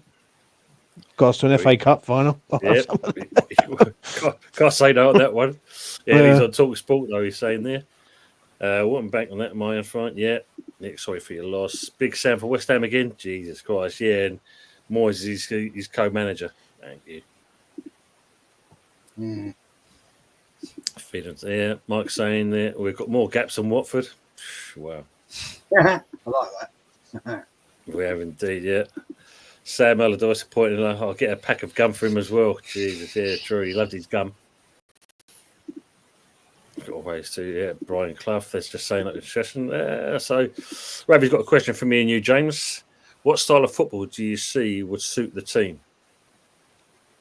Do you know what? I had this argument so many times last season, Tone, and you know this because I was covering it on E20 quite a lot. This argument of, oh, I want to be entertained and I don't care about the result. That, for me, goes out the window when you're not getting no results. Now, if West Ham are playing well, yeah, and you're getting results, style of play comes and goes. I think every club's got it. Arsenal have got a different style of play to us. Man United got a different style of play to us, and like everyone's got different styles of play. But you have to get results with it. I did not mind the counter-attacking style of what West Ham was a few years ago when we had Lingard and we sat deep, we allowed teams to come onto us, and then we turned the ball over and it hit teams on the break with a front four of like back then it was Lingard, Benrahma, Bowen, and Antonio. Yeah. That was pretty tidy to a point. I'd settle for a counter-attacking style. It'd be hard to beat and grind out a few results. Like I would take 3-1-0 wins right now, but the problem is I've got no faith. And the moment we go 1-0 down against a team, that's it. It's good night. Yeah, and it's happened a few times now. Like Tottenham a few weeks ago, we got obliterated in the second half, which was, you see my video, it went luckily enough viral. Yeah, I completely lost it. I could not believe how shit we was in that second half. And even yesterday, to a point, the self-destruction of West Ham currently right now is a major concern. It's major. So style of play really doesn't really matter. It's all about the result with me. That's what counts at the end of the day. I mean, you know, who would say this when you got someone who's more defensive-minded than Moyes and Lopetegui? I don't know. It's just fucking mad. Absolutely mad. It is like someone just asked me a question on E20 about half hour ago. They said to me, Jay, is he worse than Avram Grant right now? And I had to think about it. And if I have to think about it, that tells you how bad it is. You know what I'm saying? Because Avram Grant was shy. And then someone brought up a valid point on the stream and said Avram Grant had Jonathan Spector in midfield. This guy's got Alvarez, Paqueta, all these talented footballers, and he can't get the best out of them. I just think it's done, mate. I think it's done. I really do. This is true. Question for you, Jez. What do you see as effective football that Arsenal could or should play? Well, we played very effective football at times last season. Sorry to put it on you guys, but we absolutely ripped you lot apart at your ground by playing attacking football. One touch, quick passing, down the flanks, through the midfield, and I can't remember a game this season, guys. We've actually done that. Not one game. Yeah, no. Why has he changed it? Why have we gone all this flat, boring, slow? You know, it's boring. We've done it with teams last year. We did it at Liverpool. We did it at Man City. Didn't quite get it over the line. But we did it at West Ham. All right. Albeit we didn't do it at home against you guys because you did us over. But if you do it in one game, why can't you do it in others? No, it's true. There you go. If you've got the players that can do it, then do it. Why I'll change tell- it? Arteta's under. I said it on the air before with you. I think he has to win the league this year. Otherwise, he's got to go. As an outside looking in, you've got to look at it with Arteta and go, you've gone so far. Can you right now? You've got to reach the top, and if you can't reach the top, you've got to go and get someone who can. I agree. I look. Don't get me wrong. He's up against Pep, and Pep's a machine, and Man City are a machine. But when I do look at Arsenal's team, they still haven't got a centre forward who's going to bang in 25 goals a season. And if you've got someone who scores 25 in a season, you're going to be fighting for the league. I think what it is with Arteta, he tries to play the dark arts a bit too much for me, and he tries to win games, like he tries to get in front and then contain it instead of going like the other week against Liverpool. You're 2-1 up. You should go and try and get the third and kill the game off. And then if you get the third goal, it's game over. Instead, he sits back. I know you got unlucky with the injury to Gabriel, and obviously Gabriel comes off, but you should be looking to try and get another one and seal the deal, basically. Do you know what I'm saying? Totally. So yeah, like for me, if he doesn't achieve Champions League or Premier League, I don't think he's going to win the Premier League this year. Nope. If he doesn't win one of them two competitions, I think he has to go. And Come on, come on, mate. We ain't winning the Champions League. We ain't got the squad for it. No chance. No chance in hell. Listen, if Borussia Dortmund can get there last year or get to a final of a Champions League, anyway, well, I think Arsenal have got the capabilities of doing it, but it's a big ask, isn't it? Like Real Madrid in there, City in there. Look, They've got to. if we lose against Inter Milan on Wednesday night, right, we will go outside of the top 8, which means we're not into automatic qualification. So then we've got another 2 games after that, yeah. And if they're tough games. Let's get it right. If we have to go into qualification rounds, we're in deep crap. I hear what you're telling me. We have not got the squad to compete with the likes of Real Madrid, Barcelona, Bayern Munich. Yeah, We ain't got it. Sorry. you just haven't got the striker. That's what it is.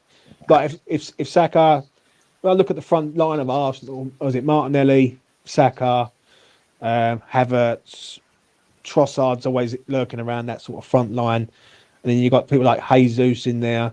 You haven't got someone who's an out vocal centre forward. Like, do you know what I'm saying? When you look at the ones you've just described there, they've all got vocal sort of attackers. And Mbappe for Real Madrid, Kane for Bayern Munich, Haaland for Man City, and that's where the downfall is. Arsenal are defensively a pretty strong side. Yeah, they don't really concede many goals, and they always usually get done by the odd goal from time to time. Yeah, but it's the other side of the pitch where they're the problem, where they're not burying teams when they should be, to a point. You're absolutely right. I mean, I've called this, right? We've got Chelsea away next weekend. All right, the game today, I haven't seen it yet, but from what I've seen, what I've heard, reports people are sending me, it was a boring game. It's a different game. You know this. When you go down Stamford Bridge, it's a different game. Yeah. And right now, Arsenal are playing way too flat football. Way too flat. And I'm saying to you right now, if we lose that game against Chelsea, that's it done. That's our season gone. Yeah. We ain't coming back from that. We ain't got it. We ain't got the strength of character. I don't think we've got the mental ability. We certainly haven't got the squad to get us over the line. And The problem is with Arsenal, which they can't do, that other teams can do, is go on a big run and win 5, 6, 7 games in a row. Liverpool can do it. City can do it. Arsenal can't do it. But there's always a time. I remember it last season, funny enough. Arsenal were in a really good reign of form on the Christmas period. And I remember it, like we was dreading going there. It was the last game before the new year. And I thought we'd get hammered. And then what it was, Arsenal had them 2 games over the sort of Xmas period, and that was Fulham away and then us at home. They just fell apart. And the problem is City won't do that. I know City lost the other day against Bournemouth, but that might be a wake-up call now for City, and then they'll go another 5, 6, 7 game unbeaten run where they win every game. Do you know what I mean? So whereas Arsenal will draw a game from time to time, City will go to places and win and just get it done. Absolutely. Yeah. So That's the difference. And I think a lot of that is down to the mindset. It's down to the fact.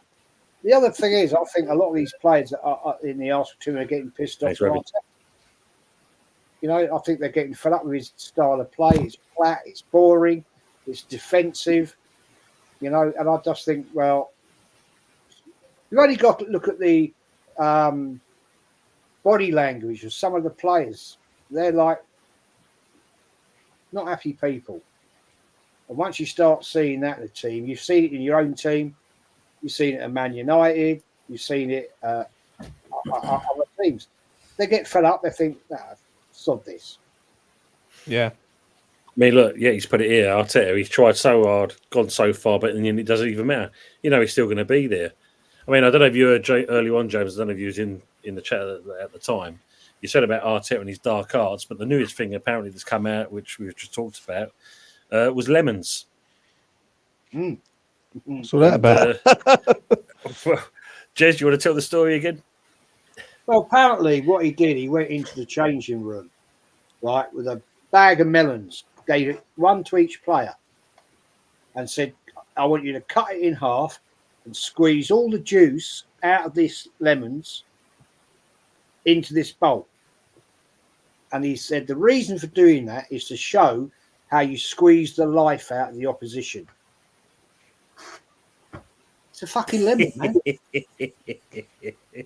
fucking hell, mate. I mean, that's the best self-help book ever, isn't it? Like, I mean, like squeezing lemons and, you know, telling yourself how great you are. That's where he's going wrong. Like, he's done a lot of things, Arteta, over the years. Yeah, he had the dog called Win. Yeah. Big running around. He had the Anfield crowd noise. Yeah. Yeah, things like that. Maybe you should look at just buying a striker. Do you know what I mean? Just going, right. Don't forget the light. Don't forget the light bulb. Yeah, the light bulbs. Yeah, don't have the light bulbs. You can do it, guys. You can do it, guys. Yeah, You can do it, guys. What was the one? Believe. Was this one in there also where he took everyone's phone? Something about Yeah. him getting robbed or something. Yeah. It was at a dinner. They were there.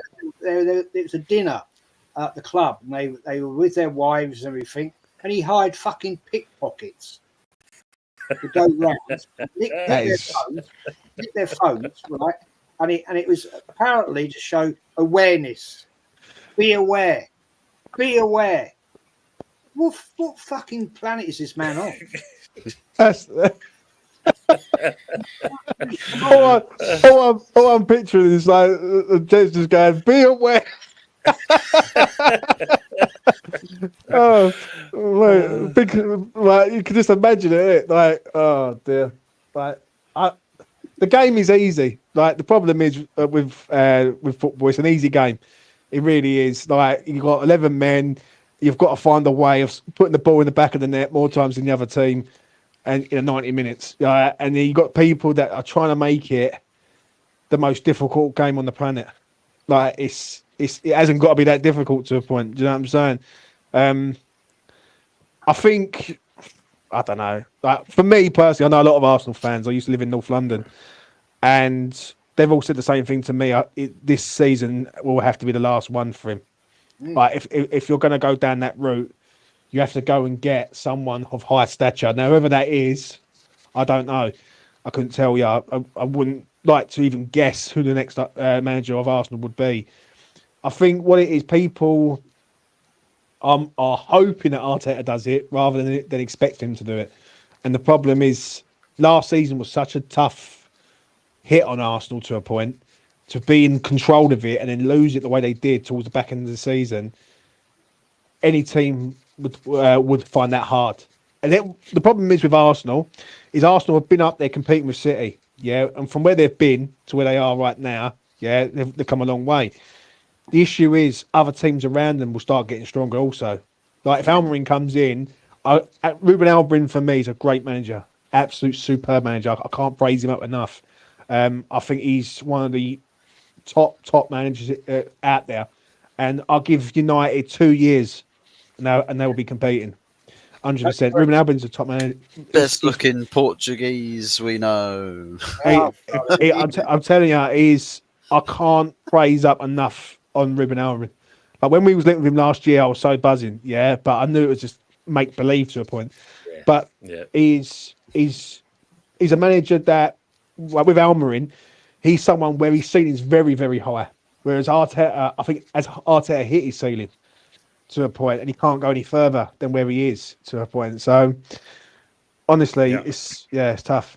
I mean, you're right, because I mean, just said it earlier on. You know, I've said it many a times. How many games have you seen Arteta when it's going all Pete Tong, and he just kind of, or you're just staring into space, and you think to yourself, "What the fuck is he thinking?" Because there's nothing going on, and he's looking around at the coaching staff. But It's like, you're the gaffer.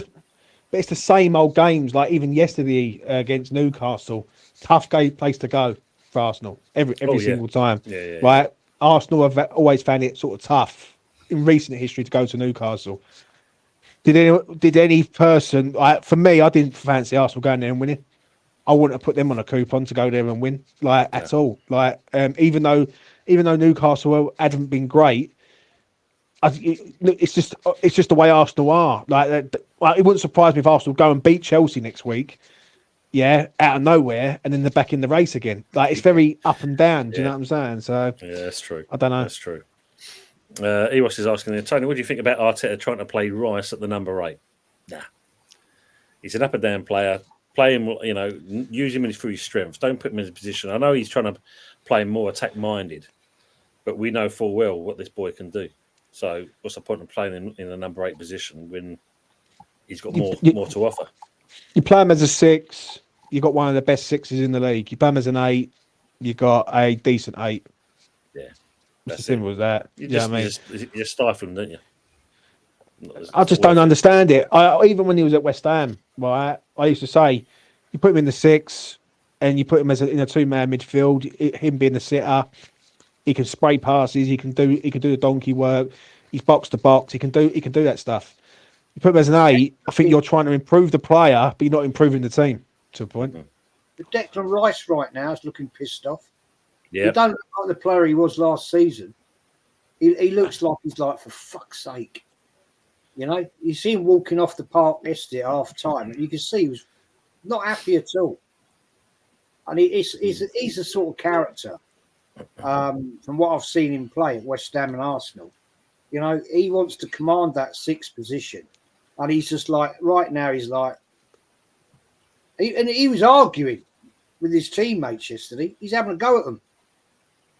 Quite rightly, because they're not performing. Yeah.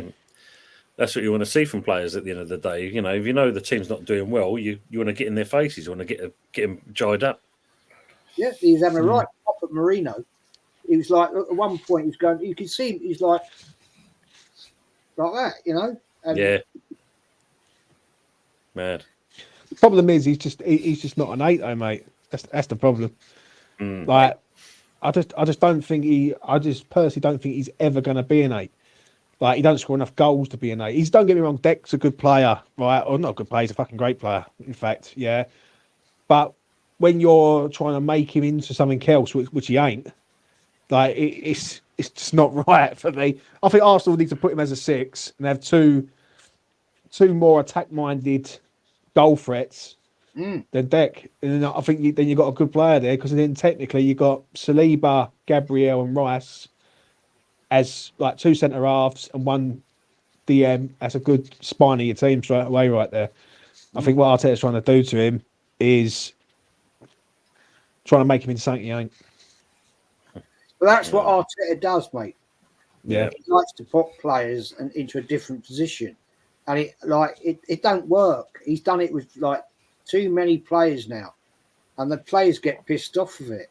And you can see they almost, I'm not saying they have, but you can almost see them thinking, nah, fuck this. Ain't working. Fed up with this idea, and you've just been a clown. Anyway, John, I've got to bounce, man. Thanks, Jez. If you'd like to shout yourself out. Yeah, it's Arsenal history and more. Everything Arsenal history and blah, blah, blah, blah, blah, blah, blah, and all that. And as always, mate, Fuzzy, big up to you, man. You too, mate. His own TV, big up to you. And Tony, as always, man, thanks for having me on. No, as always. Been a great chat. Thank you, mate. We'll be wrapping up soon anyway. But yeah, we're just going to go through that. But Jez, as always, thanks for having on, mate. You know, and I'll catch you all another day. Take care. Catch you soon, mate. Take care, Take it man. easy. Mate. Shut up, mate. Shut up. Colin said to us, James, would love us to play 4-4-2, basically. He used to love us playing 2 up front. Even now, I'd even try Antonio and Kudos or even Guilherme up front with either of them too. Try it, mate. Shout out to Colin. Honestly. Yeah, Try it. absolutely. Chip says I was in the back room. Listen, no, it's fine, mate. Chelsea and Man U were spurts and starts a bit boring. Yeah, they were. Arteta the lemon. Light bulb up his ass. Jesus. It was, his quote: "Be the potato, be the potato, guys. Potato can be devoured in many ways. Mad. Potato, roast potato, jacket potato, Ball fry. potato. Yeah, be the It's potato. Declan mad. Rice is a potato. That's why he's struggling to play football at the moment. It's just You just know he's reading it out of a book, don't you? It's mad, mate. It's mad. What he does is he goes on Google every time he gets home after a game and he thinks, let me go to a quote generator. Yeah. AI quote generator. Generate me a quote that I could use as inspiration. You know what? And he's got his potatoes for his Sunday roast. He just puts potato in. It comes out whatever he likes. Honestly, mate. Oh man, it's mad. he's saying next week we'll take in bananas, get them to unpeel them with their arse cheeks. Fucking hell. When FA Cup in 5 to 6 years for a team like Arsenal not good enough yet. Clartetta in the wrong profession should be a self-help guru. Yeah, with some of them comments. Mike saying, "Fake me, Arteta will be on the fishing boat with Cantona." Jesus. Big up to 4AK4P. Big up to you, gents. Big up to yourself as well, matey. Pickpockets, fucking idiot. Arteta also had pickpockets. Yeah, I told you he's the new Fagin. I can start calling him that from now on. City till I die, no matter what. Absolutely, mate. Even though with the loss, he's still going to be up there. Yeah, I got to be honest. I done that video yesterday. Fucking, I must have had half of Nottingham in my chat. Like, literally coming out of me. Honestly, mate. Honestly, fuck me. Go over and what you see that video? Yeah. Go in the comments section, right? And that's not even the half of it, right? All the comments after come through, all from Nottingham Forest fans, and I was like, yeah, listen. Well done. I'm not going to sit here and praise you up when we've got a manager that ain't got a fucking clue what he's doing. You know what I'm saying? But yeah, I must have had half of Nottingham in my chat yesterday, which was quite funny. But I must admit, I will give them some praise. I thought they were excellent from start to finish. I thought Milenkovic is a bargain for 12 million.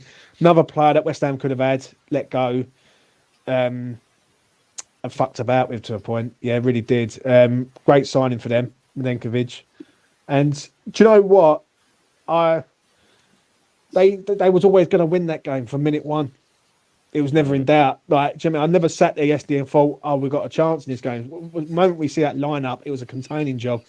Yeah, and I had Forest winning the game because we just there's no way we was going to get anything out from that. I believe that was the case anyway. Stop, James. I'm going to get the tablets out. Don't mention Amarin. No, mate. Painful, mate. Away the lads up the mighty Mags. Yeah, absolutely, mama. Can't see where a win is coming from at the moment. Well, we're in there as well. 4-word fun. Hello to yourself as well. Thanks for coming on. Good seeing you for the first time. For some reason, none of my messages are appearing on Nick 1. Interesting. I know there's some comments I've got to read out. I've stored at the moment. Eros Whitefellas, good to see you in the chat. Oh, well, I think I said Arsenal won, Newcastle won, even lacking optimism. Arsenal were a letdown. No worries. I don't understand why. Fly, Max, fly. Forward Fund saying you can revive 2 legends from your fellow panelist clubs, one from each to play in the prime for your own club. Who would you pick and why? No picking anyone who's played for your club. Oof. Decisions from the so basically Man United, isn't it? It'd be Paul Scholes for me. Best. Yeah. Paul Scholes, good shout. I'd have Paul Scholes, great player. And who would the other one be? I am going to say, even though he did play for West Ham, Teddy Sheringham in his prime. Mm. I thought he was great. I thought that 99, remember that 99 era very well with Man United, and when they had, was it York, Cole, Scholes, Sheringham, Butt. Nicky Butt, I'll tell you what, Nicky Butt's one player that's very underrated at Man United. Mm-hmm. Doesn't really get a lot of mention ever, really, but he was always sort of a steady Eddie. But obviously, when you've got Paul Scholes in front of you, it's very hard, isn't it? Yeah, it's true. I mean, for me and that, I'd go for Beckham, because at the end of the day, and that is a workhorse. Similar to our young Frank back in the day when he kind of was young Frank, and Andy Cole. Yeah. Guaranteed you got goals in. What about for you, Fuzz? Who's your 2? Well, George Best, I would want.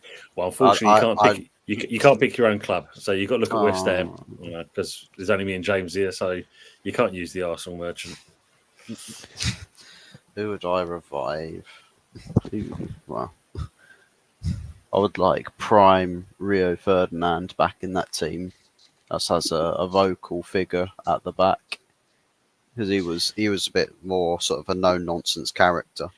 Like he was one of those players that would be in the contingent that would bully the younger players at Carrington or at the training grounds, and just literally people, even guys like Ronaldo, when he was in there doing his little tricks when he first came in, he was bullied.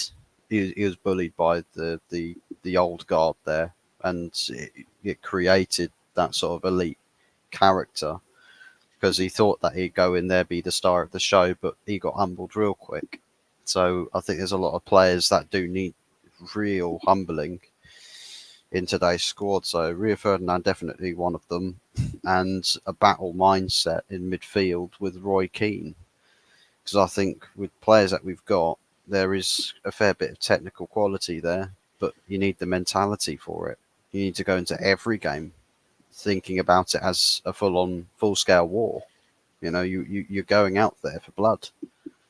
And there's just no one that really understands that in our team at the moment. So I would take Rio Ferdinand and Roy Keane, two people that I think would get on well with each other, and ultimately would command a very dominant mentality in the dressing room. You wouldn't see the pussyfoot with some of the players that we've got today's game. Thanks, Lawrence. No, it's true. That's true. I'll make you right on that. Oh, actually, it's Roy Keane. I've just gone with another player from my club, haven't I? Rio Ferdinand was former West Ham. Who can I take from your club? Or formerly from your club? I don't really know. I wouldn't go Carlos Tevez because he's a He was another one. snake. Would you have had Dimitri Payet?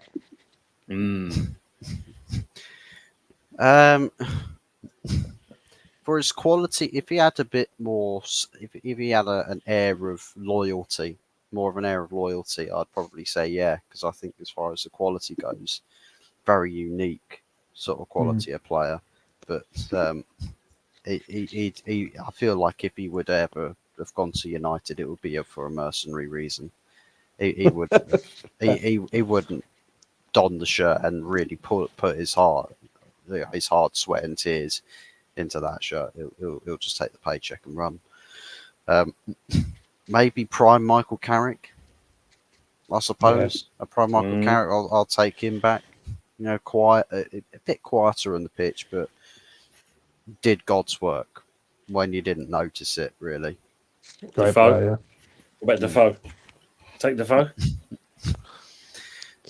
Well, I'll definitely take Prime Defoe ahead of the two strikers we've got at the moment in a heartbeat, easily. But yeah, I'll just catch up in the chat. Yeah, there's another one. The Canio. yeah, Yeah. the Canyo's a fair shout. Big up Michael. Big up to Tony in the panel and everyone in the chat. Yeah. Oh, that's a good shout. Yeah, for you, Fuzzy. Would you take James Collins? Oh, Ginge. No, I'll take Ben Johnson. Yeah, Your favourite. respect, in homage of Steve, Ben Johnson. Yeah, in homage of Steve. What's Fuzzy's link? Mama Frosty will put that shortly for you. There you go. Forward front. There is his link. Yeah, big ups, Mama Flossie. Yeah, Defoe's a good shout as well. Yeah, love Defoe. Let me just catch up with the chat. Yeah. Paolo Di Canio would be ideal for West Ham and give players a good kick up the arse. Yeah, Kevin Nolan. Margaret Cole Palmer was a joke of the day. Yeah.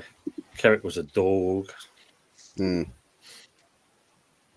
Just catching on there. Tal Ben Haib. Yeah, do you remember that one? Jeez. What a goer. You know. Well, it's Prime. What was it? A Delta Rap from a QPR. Sanchez and Jackson got 0. Augusta got 2 in my ratings. Woof. Yeah, our goal came from Sanchez doing a madness. Can't lie.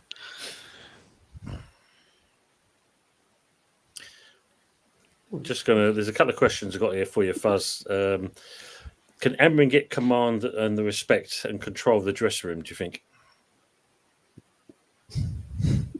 I'd imagine he should, but I think Ineos need to work very closely with him to remove the people that have definitely been here too long. And I think they might just use this interim period to really analyse the proper the proper players that are dragging, like they're anchoring this team down, are not letting it, move on, or who's having the biggest negative influence in the dressing room, and look to get rid of them. Because I mean, as much as we want to say that Amarim comes in and does, moves heaven and earth to make things tick for this United team, one thing that we know about this United team, there's too many players that have seen too many managers get sacked. And it's just every time a next manager comes in, I mean, Ten Hag had his issues. Can't deny that. But it's like we see it today. There's players still there from as far back as Van Gaal. And that's bad. That's really bad. You don't see that shit at other clubs. Only at Man United is that a unique problem where that many players survive that many managers whilst not warranting them being kept on by the club. It feels like to me there's a few players there that are solely being kept on in club image, player image. They look good in the Man United shirt. They don't play good. Like who, for example? Marcus Rashford, straight off the bat. Guy's been here way too long, and his attitude stinks. The worst thing about it is he tries to spin this. He spins all the plates in the world with all of his PR stunts and challenging the authenticity of Manchester United fans who go after him and say, "Mate, you don't care," and he's like, "Shut up! What do you know? I'm Manc born and bred, mate." Yeah. There's been billboards of me around Manchester. I've got a mural not far from Old Trafford. So I'm Mr. Manchester United, and like, you don't behave like it, mate. You genuinely don't.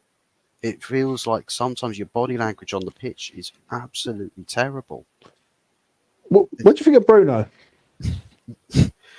Bruno's a guy that is, he's got his heart in the right place, but Take care, sometimes Colin. his heads can be screwed on the wrong way round for me. Mm. Take care, Colin.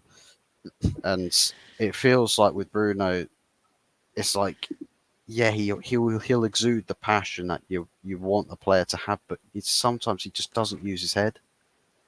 And it's like you can't rely on a player that 1 week will have his head screwed on straight, then the next week he's woken up with a bedhead, and the rest is history. Can't string 5-yard passes together or everything. He makes all the wrong decisions, tries Hollywood passes, tries to just route one it when the manager will tell him, why are you trying to cut out 90% of the pitch here? Like, go for the simple option and let the team build up properly. But then he's there, trying to do some crazy shit. Like, it's almost like it's trying to outsmart or outdo Cole Palmer. It's like, oh, look at me, I'm the real baller on the pitch. And it's just like, you don't have to prove this.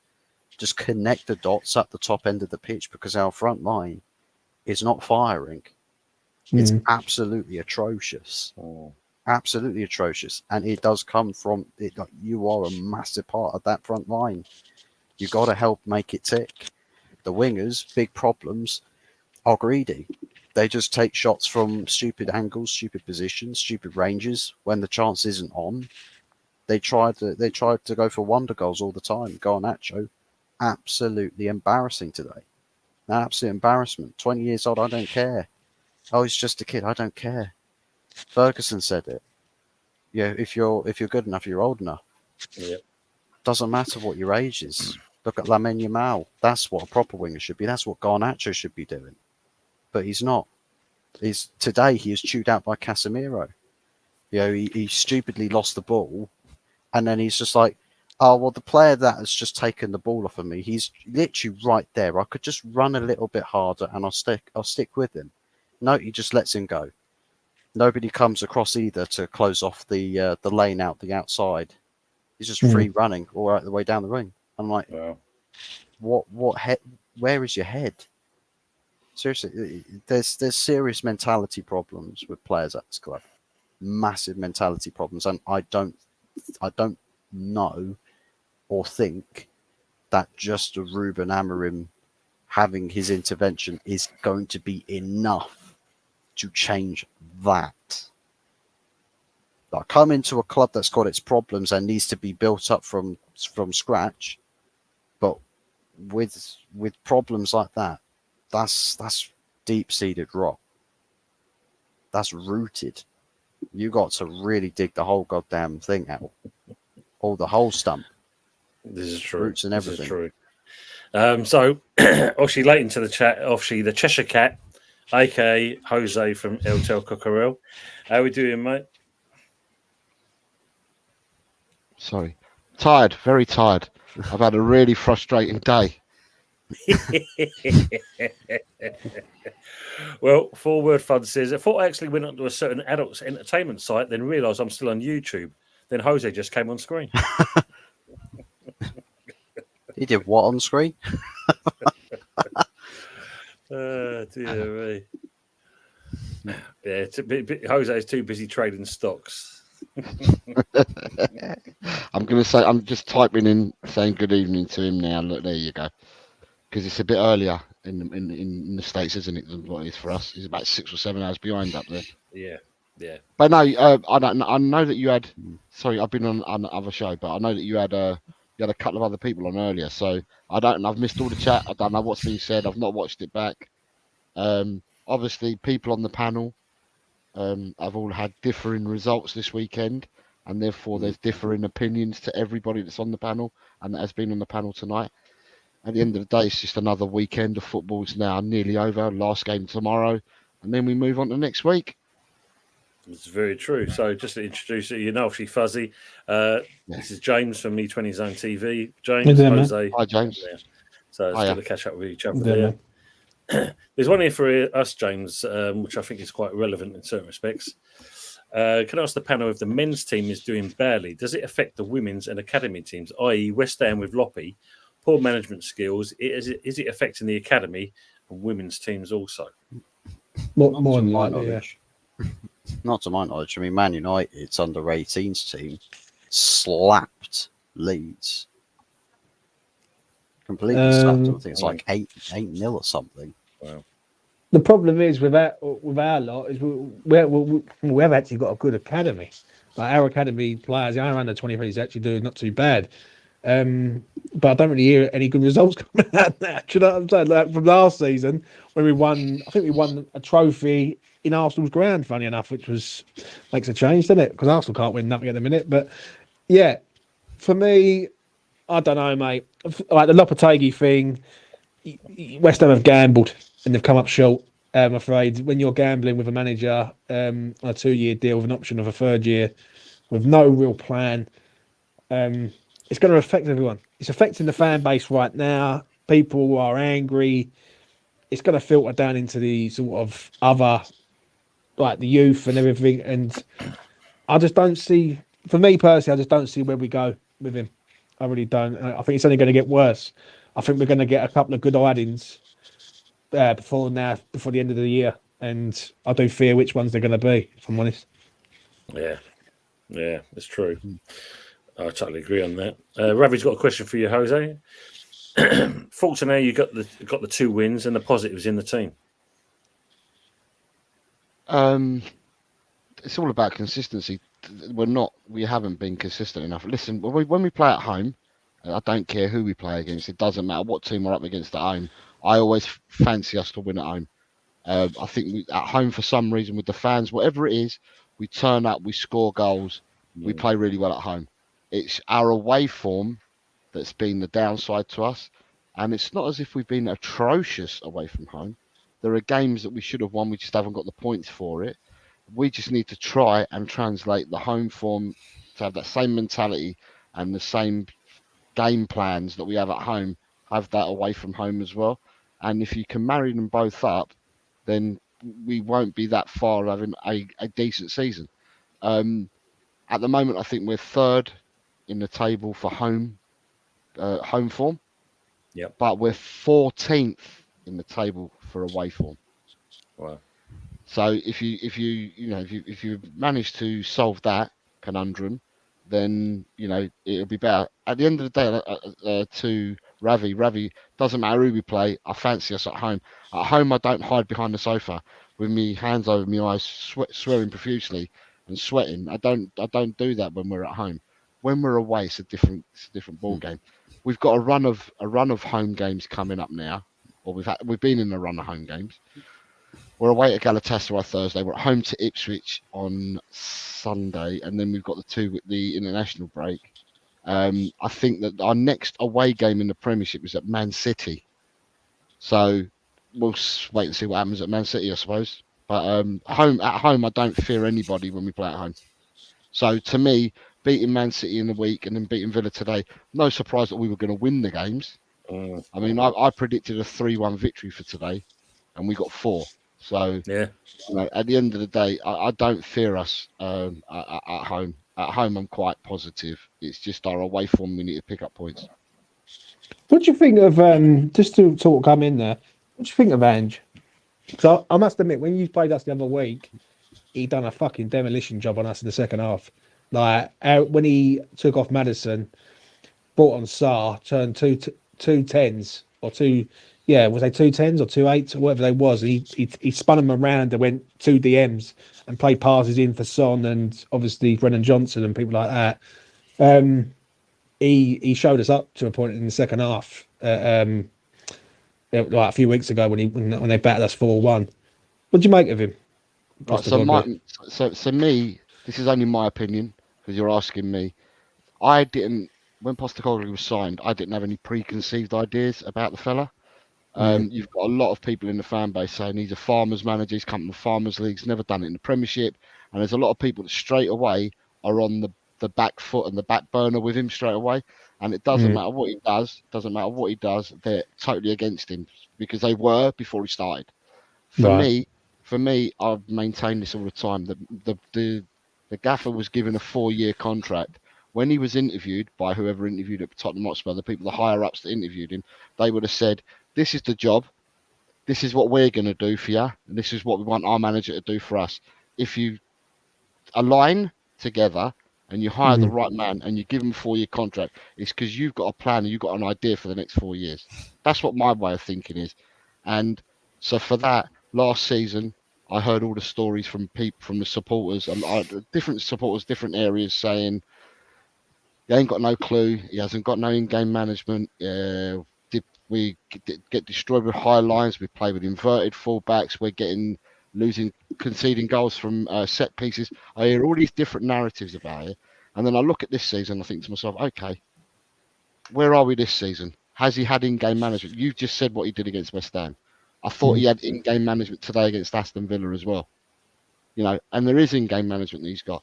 Do our fullbacks invert? No, they don't. They don't invert like people say they do. Do we play a high line? Yeah, we do, but so does the majority of the Premiership.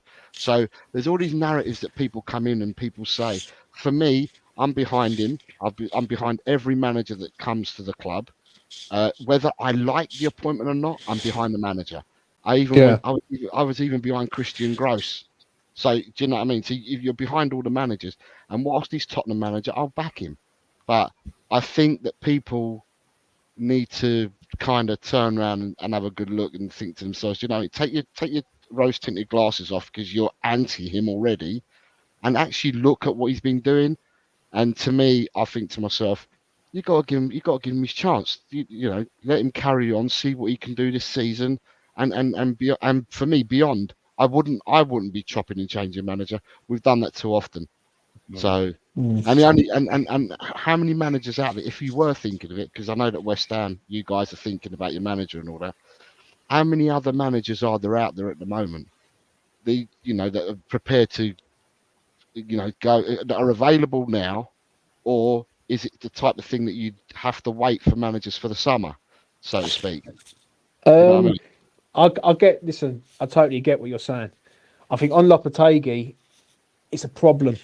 We've got a problem with him because we've got a manager that is really doing not a lot, and there is no development whatsoever. Like the games that we've played this season, we've got 11 points. God knows. I really don't know. Like there's been games this season. Tony can vouch for this. There's about 7 of them points that we shouldn't have, and we've managed to get them through sheer luck. Do you know what I mean? Manchester United, sorry Fuzz, but last week, they should have won that game 5-0. They should have been 5-0 up in the first 40 minutes, and how they wasn't, I still can't work that one out. Fulham away, we steal the point at the end. Brentford away, we steal a point. Even so much as the Crystal Palace game, the second game of the season, where for 60 minutes of that game we're getting outplayed by Crystal Palace, at their gaff. They've hit the crossbar, they've hit everything other than the back of the net, and somehow we win the game. For me, when I look at Postecoglou, I can see what he's trying to do, and he's taking time to do that. But he's got the years behind him to back him, if that makes sense. With Lopetegui, I see a manager that has been gambled on by the ownership of the club. But what we've done is we've got rid of Moyes to appease the fans, and gone, right, who can we go and find who's a cheap manager, got a good CV, and can try and fire us into Europe, whether that's Conference League or whatever. Julian Lopetegui sits there, and he was there. And I remember saying it to Tony, fucking hell, about this time last year. I said that Lopetegui's in the frame. I said it on Spaces. I was doing a lot of Spaces on Twitter, and I said that don't be surprised if Julian Lopetegui is the next West Ham manager, because it's the ideal fit. It's someone who our owner looks at he looks at the CV rather than the long-term vision.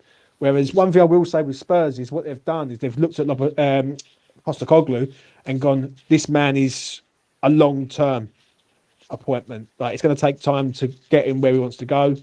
But when he does get there, he could be a very, very good manager. For me, I would sack Lopetegui tonight, mate. If I'm being honest, as a West Ham fan, I would. And it's not being it's not being overreactionary or nothing. But there's been so many games where we've been obliterated by teams this year. Even Chelsea, to a point where first half against Chelsea, we was completely destroyed and could have been 6-0 down. Don't they? Yeah, with Lopetegui, I think I said it before on this channel and before that with Lopetegui, he is going to be Marmite. and he will be Marmite. For some people, he could be liked, he could be not liked. He is like Marmite, and when he with his teams, the way he sets them up, Lopetegui's not an overnight manager. It takes Lopetegui. It does take Lopetegui time. I'm going to say that it does take him time as well. But at the end of the day, I think maybe, and I'm not sure, but maybe West Ham fans, you've certainly risen in the last few years. You've got your triumphs in Europe and stuff to show that you've risen, and that you're fighting with people, and you want it to take that next step up. Your board, whoever signed Lopetegui, I've looked at him and said that he's going to be the manager that's going to push us on. It's whether. I mean, you guys, I'm not going to doubt it, because you guys go to the games. You see your team through your own eyes, and you've got your own opinions. If you believe that he's not doing it for your team, and he's not improving the players, and he's not, getting the best out of what you've got, is it right to make a change this early? And only you guys can view it. But then it will be your board that decide it. Don't I think. So, Yeah. I think what it is, if you want to save the season, and the way I look at this is can Lopetegui make West Ham better? And the answer to that is no for me. No. I just don't see it. Tony can probably vouch for this. Like, when you look at West Ham right now, we're going backwards, and we're going backwards at a rapid pace. And when I look at the players that we've got, we should not be in this situation where we're going backwards. Now, there's losing games. I can accept that. We can, as fans, we can all accept losing, yeah. But there's a way of losing in games, and some of the games that we've lost this year have been borderline like scandalous. Like, there's been about 2 or 3 games this year where, even so much as yesterday against Nottingham Forest, we're 3-0 down on the 70th minute, and we're just going through the motions, like just going through it. And it's just like the slow death. And for me, when I look at Lopetegui, I don't see it. I just don't see it. I would, if it was me, I'd get rid of him tonight. I'd let Mark Noble take over against Everton. I'd let him have one game in charge, or Trevor Brooking, or whoever, someone who can just come in and do one role, and then they've got an international break to go out and find someone who can. Who's out there? Who's out there though? Who's out there? For me, it would have to be. It could be Terzic. He's been at West Ham before, ex-Dortmund manager. He was at West Ham under Bilic. Is he available? He's available. He's free. Yeah, he's available. Okay, all right. Yeah, he's someone who could come in and basically, he knows the club. He's been here before, and he's got the reputation. The issue I've got is the owner of the club at West Ham. If he gets rid of Lopetegui, he will go for someone like Rafa Benitez, and that's where you've got a no-win situation here. On the one hand, who's the head of the board at West Ham? David Sullivan. Oh, he's the one that's been there for years. So Yeah. is he not? Is he? He's not a football person, is he? He's a businessman, and he's not a football person. He's not come back with a football background. He's a businessman, isn't he?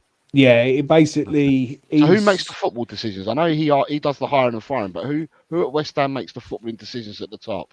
I would probably say Tim Steiden is the one who does that. Okay.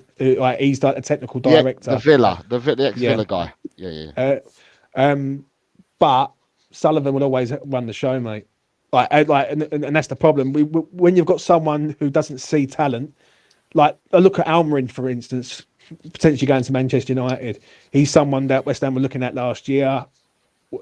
All we had to do is pay a release clause, and we may have got him. Instead, we don't, and then we go for the cheap option. It's like, he's very old-fashioned. He's very old school. He doesn't like to buy anyone out of a contract. He feels like when you are paying for something, you can go and get something for free. Why would I pay for something when I can go and get it for free somewhere else? Like, he's not. And then one thing I will say to round it up for me is I look at him and I see a owner that he's not here for the short term. Like, he's here for short term. He's not here for long term. So getting a long term manager in doesn't benefit him. He's always going to go for the short term option all the time. So sad, really. It really is. See, for me, I'm looking at Tim Steiden, if that's the fella, and I'm thinking to myself, Tim Steiden should be the one that's going out looking for the talent, if you want to call it that, for whoever you bring, and then then Tim Steiden should be saying, well, the football decisions are mine, then this is the person that I want. And then the fella Sullivan's got to do is say, okay, we pay you to make these decisions, we'll bring him in then. right? Rather than the way that you're saying that he will always look for the cheaper option, and that doesn't sound like a marriage made in heaven, so to speak. That sounds like you've not brought someone in to do the football side of it, because if you're then going to still make the ultimate decision, then and it's not a footballing one, because surely you're paying that person for his skill set in Tim Steidten, then you should be agreeing with what Tim Steiden's bringing to the table. Completely agree. Completely agree. That's what the stumbling block is, though, because obviously I think Steiden's got this list of, this is what we should be doing to move forward. Sullivan says, yeah, it's not a bad in that, and then he kind of goes at me back pocket, but I've got this list here. Yeah. Can we go and get these instead? It's a bit of a mishmash, isn't it? It's a bit of a It's not good times for you guys at the moment. No. I mean, Mike West Ham, it's put here. Sully shops at Poundland, not Tesco, basically, and that's the kind of problem we are getting at the moment. Steiden did, but Sullivan overruled him. There you go. See, just said there's the list, but Sullivan's got this other one basically. So that's kind of proves the point. I mean, just one that Michael Chelsea's put up here. Lopetegui is sure he can't last much longer, can he? We've already said he's probably going to be going. I mean, obviously he's put in there Gary O'Neill. He's going to be the next manager sacked. What do you think about him, James? Ex-West Ham. Do you think he could? It's a mess, mate. It really is. And the thing is, the problem I've got no faith. I've got no faith that if Lopetegui was to get sacked tonight, I've got no faith that the owner's going to pick the right man. That's and that is the general worry.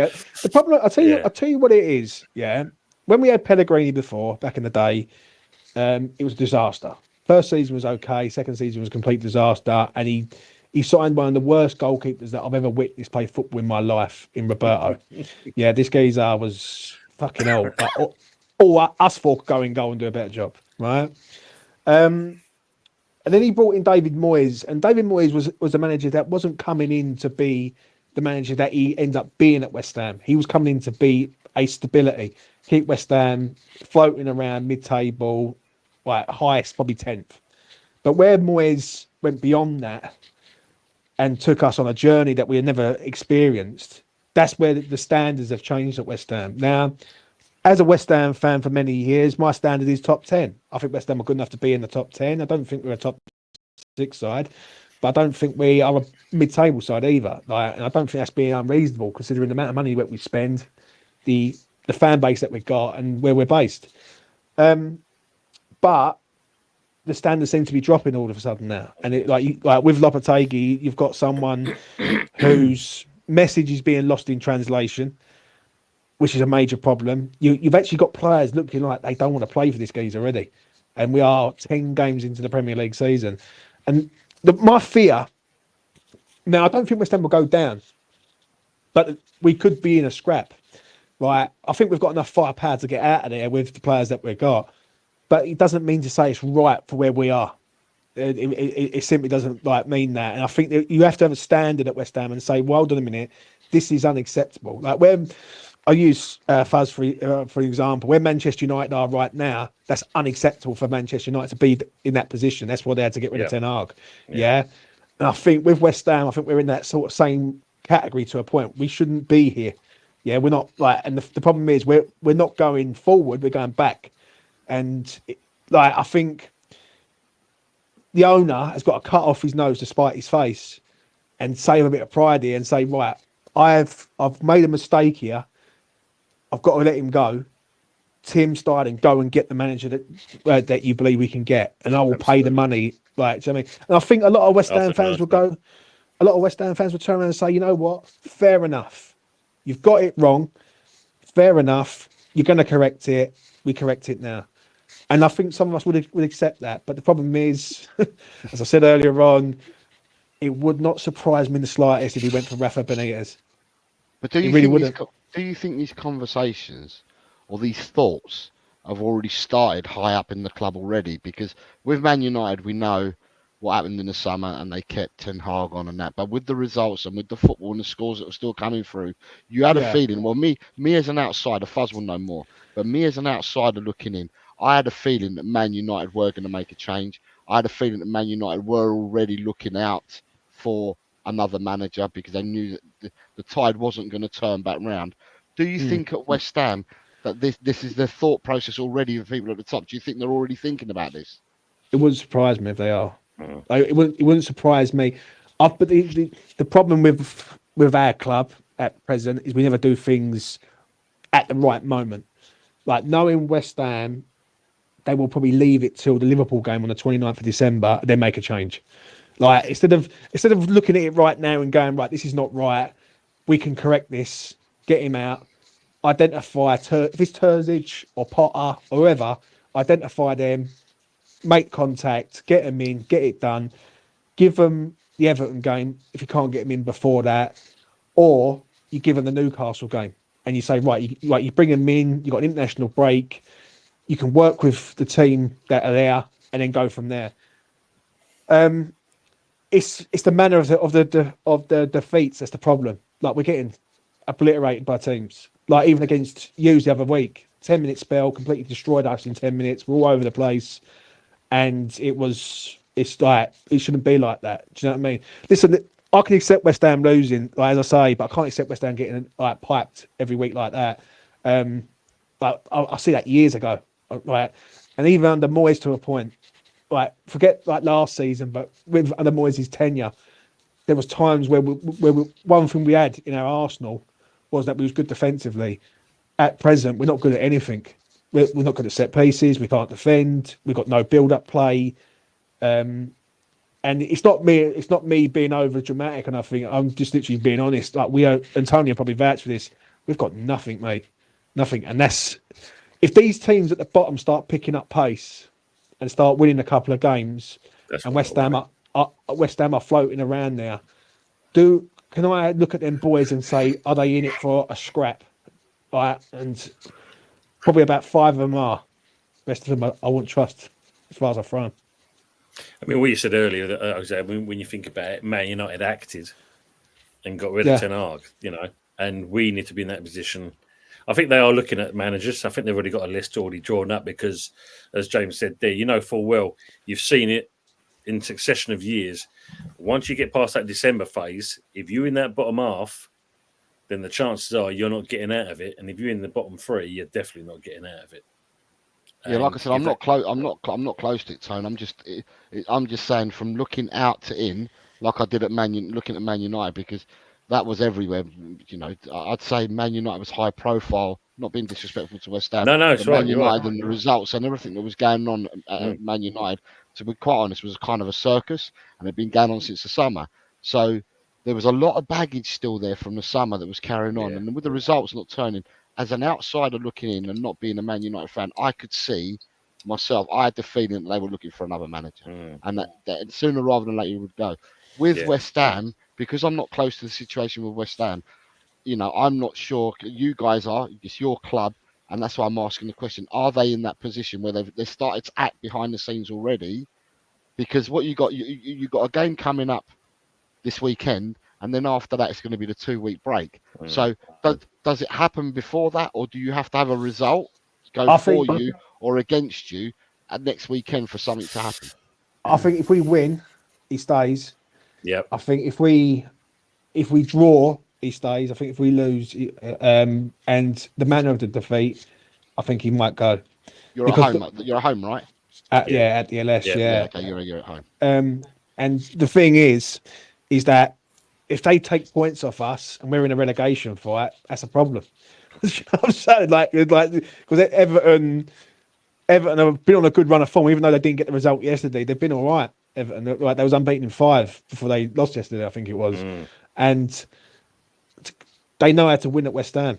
It's the worst game to face when you need a result, especially for us, because Everton always turn up at our gaff and they always nick a 1-0 win. And walk away, and it's probably going to be the most depressing game of football ever, and they will nick a result. I just feel that, like, with me personally, I can't really speak for Tone, but I speak for myself. I can't see the vision with him. Like, I can't. And I look at him and I think, if you're going to if this is what it's like now, what's it going to be like in the next 10? Do you know what I'm saying? If it's bad now. And people were using the excuse, well, we've played Tottenham, Chelsea, Man City, etc. All these Villa, right? All these clubs. But the next 3 games are massive for West Ham. Everton at home, Newcastle away, Arsenal at home. By the time we get to the 3rd of December, which is Leicester away, I think it is, we could be in the bottom 3. And that's a major concern. Like, and I don't trust Lopetegui to get us out of this shit. So when I you're really saying don't. you can't see the vision, are you talking about the style of play? What Everything, you are? mate. Is that what you're talking about? Vision, yeah. Every single thing we've got, Tactics, formation. yeah, You know, everything. there's no, as I said earlier on, and you know, sorry to speak over you there, James. I mean, when you think about it, Jose, the problem we're seeing is the lack of consistency. You know, the changing of the formation. Then you're kind of taking this player out and put another one in, and stuff like this. I mean, like, you know, Tadibo came on the week before and that, and also looked immense. Yet he gets dropped, and Mavropanos comes in, and it's like, hold on, Yeah, there's no flow. yeah. And No. what it is, you can't build no momentum at all. Just can't build nothing up from like the get go. Like even yesterday, for instance, setting up with 5 at the back at Nottingham Forest away. I know Nottingham Forest are playing all right this season, but do I really think West Ham going there setting up 5 at the back against Forest is right? I just don't believe it, mate. I seriously just don't believe it. And for me, he's playing players out of position. Players are getting sent off. It's a mess. It's a simple mess. And when you've got a manager that the only thing that this geezer's good at is shouting from the touchline and saying sorry to the fans after a defeat, and that's it. Yeah, and right. I'm going to say this, just shout out to Ryan, yeah, because I just see the Wolves thing there. Wolves fans messaged me, with Lopetegui and said, "You don't realise that this manager is." It ain't going to be a good appointment. And something stuck with me on a message. They said to me that we thank him for coming in and helping us stay up, but this man was always going to, the following season, he was going to send us backwards because he was just, he can't, he's too set in his ways, and he can't grind the result out. And anyone who can't grind the result out, you know what it's like, Jose, yeah, in the Premier League, you have to grind out results, yeah? Yeah, you do, yeah. Right, you have to be in a situation where you might not be that good on the day, but you nick a 1-0 win. Yeah. And with West Ham at the minute, I can't see a 1-0 win grinding result coming from anywhere. I really can't. It's either we're either getting done heavy, or we have got the luck on our side. Yeah. It should be like that. Good evening to Happy Hammer. I mean, this sums up in a nutshell, basically. We're a total clusterfuck of a club. What a waste of a season. If Sully doesn't grow a pair and set this full star off immediately, that kind of sums it up how West Ham fans are feeling at the moment about the whole thing itself. Yep, complete clusterfuck, as they're saying there. Yeah, 100% agree with that as well. I mean, there's a question for me and you here, James, from Ravi again. Yeah. Not sure how recent you've been to home games. I know you haven't been, James. And what is the feeling, atmosphere, and the team manager in the ground? Well, apart from having different shirts in the home end, that's a new one. Having like Man United, Arsenal, Chelsea, Spurs shirts in the home end with their shirts on. Honestly, don't know, mate. But I think you will know more this Saturday. This Saturday, you will know it, because if it goes bad, people will be voicing their anger quite clearly. And it's not good. See, because when I'm asked the question, if I look at social media, or you look at YouTube or any type of social media, you'd think that Ange is absolutely shit, naive, and he's leaving the club, right? Because people want him out. Or there seems to be a big brigade of that sort. However, when I went to Tottenham Everton, it's the only game I've been to this season so far at the stadium. And when I went there and I spoke to people that ain't involved in social media and stuff like that, everybody, and I'm talking everybody I spoke to, was absolutely Ange-in. Absolutely. And said the people on socials are absolute clowns. That's what they were saying. You know what I mean? So I don't know what it's like at West Ham. Maybe it might be a meltdown on social media, but do the fans that go to the games and that, are they behind the managers? I think around. Joe, what you just said there, because funny enough, I had the same situation with Moyes last season. Yeah. A lot of people that I know go to the games were saying that Moyes was doing a good job, and the football wasn't great, but he was getting results. And then on the other hand, you had the social media lot and the YouTube influencers who are just sort of piling in just constantly. Yeah. Now, for me, when I see the chat yesterday, so what it is with me after the game, I do a live stream. Literally, once the final whistle goes, I'm live straight away. Yeah. Tony was on it, and it was flooded with people saying he's got to go. Like this is just not right. And the problem is, Jose, it's just not right. It's just not right because it shouldn't. When you've got a new manager in, you should have a manager bounce to a point, and there is none. The only thing we're bouncing is into the championship if we're going where we're going. But yeah, it's a problem. It's a problem. If you look, okay, I'll ask you another one. And I've asked Tony this before. Before you do that, Jose, before you ask go that on. question, I'm just going to show you what Happy Emma, because she actually goes here. She says here, if it weren't for me taking me pops every week, I'll be giving West Ham a swerve for the time being. There's a hard watch under this prick. He has no idea what he's doing. It's his pressing as fuck. So that sums up one West Ham fan that goes to the London Stadium. Fair enough. I've asked Tony before, and I haven't asked you, James. It's hindsight now, right? But I had an opinion just before the season started. Hi, Joanne. On the transfers, right? And all transfers, not just one club, all transfers. But then when I looked at West Ham, I had my idea and my opinion about the transfers. What are your thoughts about the transfers that you made at the start of the season? Right, I thought Tadibo was a good signing. I run for him. There's 9 of them. Yeah, Tadibo was a good signing. Long-term signing, good deal. Get him on a loan, 40 million next season. Good signing. Yeah. Wan-Bissaka, for the fee that he was, I think it's a good signing. Yeah. A lot of Man United fans were mixed. Some of them wanted him to go, some wanted him to stay. Good deal for us, 15 mil. Kilman, I wasn't convinced with Kilman at the start, but I must admit, since he's been at West Ham so far, he's been our best player by a long way. I think he's been excellent. Yeah, £40 million is a lot of dough, but I think he's paying that back for us. Yeah, so I think it's been a good signing. League One, Wes Thorrington is a goalkeeper, but I'll get onto that shortly. When it comes to the midfield, right, that's where the problem is. We have got no midfield at all. We've signed Guido Rodriguez on a free transfer. We've got rid of James Ward-Prowse, who...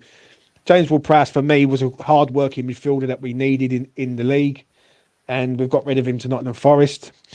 Somerville was an excellent signing. I think he's young, up-and-coming, very good. Luis Guilherme makes no sense to me. Good player, Brazilian, young, future prospect, but for me, we don't need that now. Like, we need that when we've got our team established. The issue I've got is the striker situation. We've got Mikel Antonio, who's 34. We've signed a 31-year-old German from Dortmund, Nicholas Füllkrug, who's currently injured.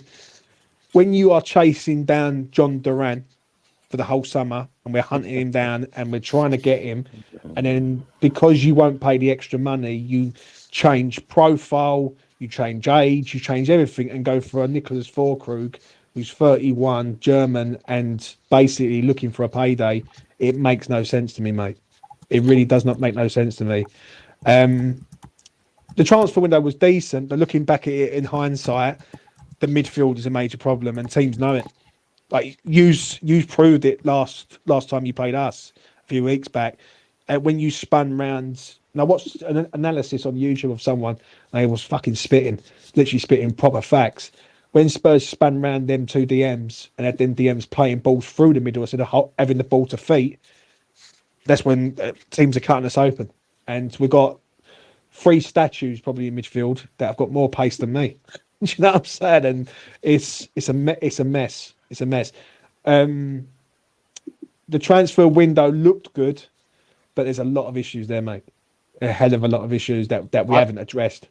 I thought everyone was telling me that West Ham had done a brilliant transfer window, and I personally, before a ball was kicked, I didn't think so. And for me, Guilherme, you're right about Guilherme. I don't know why he's gone to West Ham. The guy you bought on a free from Betis or whatever, Guido, he's absolutely useless. I don't know. Free. Listen, you can give him away, and I still wouldn't take him. There's no point. He's a free, but he's a useless free. He's not going to improve you. He's the slowest guy in the world. Anything can turn quicker than him. The forward that you bought for me was a journeyman forward for me. Had one good season at Dortmund. Look at the rest of his career. He's been a journeyman, and I thought it made no sense to go for him. You're quite right. You should have gone with Duran. Duran would have made absolute sense. Duran's a good player, and he would have made absolute sense. I thought defensively before the season started. I thought, yeah, West Ham will improve defensively. That was my thought, because I thought to myself, the players that you bought will improve your back line. Max Kilman is a good player, and was before he went to West Ham. Max Kilman is a decent English centre half. Todibo has been touted, and I was kind of jealous that you got Todibo, because he's been touted to lots of clubs have looked at Todibo and wanted Todibo, and I think Todibo can be an absolute monster of a player for you. And the boy that you bought from Man U, you've got the Czech guy in you that plays a right back. Yeah, Safal. Yeah, Safal. He's getting on a bit. A great pro though. He's still a great pro, but getting on. And I thought to myself, bringing in Wan-Bissaka, you're going to energise that right hand side, so to speak. But yeah, to me, your problems weren't in defence; they were further up the field. But I thought that before the start of the season, when people were telling me West Ham have won the transfer window. It's the only thing we have won. But that was True. before the season started. That's what I thought before the season started, and that's why I wanted to ask. I've asked Tony before, but I didn't know what your opinion No, was on it's it. That's all. I'm just going to end the show with a last comment, as we're coming up to 2 hours and 51 minutes now, and that's from Colin, who just says, just had a conversation with someone I know who works within the club. They're telling me, Tony and James, they're telling Kretinsky not happy and wants Lopetegui out, but can he change the coach? So that should be good. So yeah, the Saturday night all and that. So before we, obviously, before we go and that, Fuzzy, if you'd like to shout your channel out, I mean, let me just say first of all, we've had some great people on the panel tonight, and Jose and James, appreciate you coming in as always. But Fuzzy, if you'd like to shout yourself out first of all. Yep, I'm an Hoppers 44 OG. In terms of doing match reactions, I'll probably have to do a sort of a review for that tomorrow night once I'm back home from work and all of that jazz, and then we'll sort out then it's probably a match, but actually I don't even have the time for the match preview. Probably not, to be honest. But yeah, we've got the good, the bad, and the ugly on the Wednesday as well, 8:30 p.m. 3 Shades of Shit, you could call it the special, the 3 Shades of Shit special. Nobody's taking any W this week, and yeah. No, thank you very much. Thank you very much, Fuzzy. Thanks for being on as always. James, if you'd like to shout your channel out, please, mate, and what have you got coming up? Don't come to my channel. You will see me going berserk, honestly. Go jump onto E20 Zone TV. What have I got coming up this week? Nothing for the next few days. A day of rest and peace, I think. But build up to Everton, and let's see if Lopetegui is still in the East End of London. Thank you very much. No, you're welcome, man. It's okay. It's a pleasure having you on as always. And Jose, thanks for coming in. I know you was on another show, but appreciate you coming in. And as always, value your comments. Can you shout out your channel, please, mate, and what you got coming up? My name is El Tel Coquerel. I'm probably out of the four of us here. I'm probably the happiest today. Ain't always going to be the case, but I'm the happiest today out of the four of us. I'm just doing I'm working this week, so all I'm doing is I'm doing my predictions results sometime this week, and then I'll do my predictions show on Friday. That's all I've planned so far for this week. I let other people take over my channel and go and spout all things Tottenham and all things Premiership and all things football. So yeah, if people want to come over for a bit of chill, you can do. If you don't, then that's fine. And as you can see in the chat, Mama Flossie has put all the links for the channels up on there anyway, which as Thanks, always Mama. is a pleasure. Thanks, Mama. Mike saying night all and there, and thanks, chat. And it's been a great show. There's been some great people on the panel as well. Some great conversations been said. It's great to be a West Ham fan at the moment. Keep the faith. Dear me. As Colin say now, so say good night. I'll join you all later soon. And as Fuzzy said, we're going to be on Wednesday. Me, Fuzzy, and Anthony with the good, the bad, and the ugly. I wonder where I'm. Was gonna he on be. tonight? Was Anthony on tonight? No, he Wasn't wasn't, mate. No, apparently he was coming back from a fireworks display. I don't know where it Must was. have been It's hit probably- by a firework Yeah, since he yeah. disappeared. It was either the other Was end it- of the country. Was it in Newcastle? Yeah, it might be new. It was a Newcastle fire. The rocket went out. The light went out on the rocket. Couldn't get him back in time. Exactly, and I think Mama Flossie lit the fuse, so she's put it away, the lads. But people in the chat, thanks for hanging around with us. Now it's been a great show. It's been great avenues with us as always, and we are basically out. So we'll catch you next time. Take care, all. Come Take care. on, you idiots! Come on, you.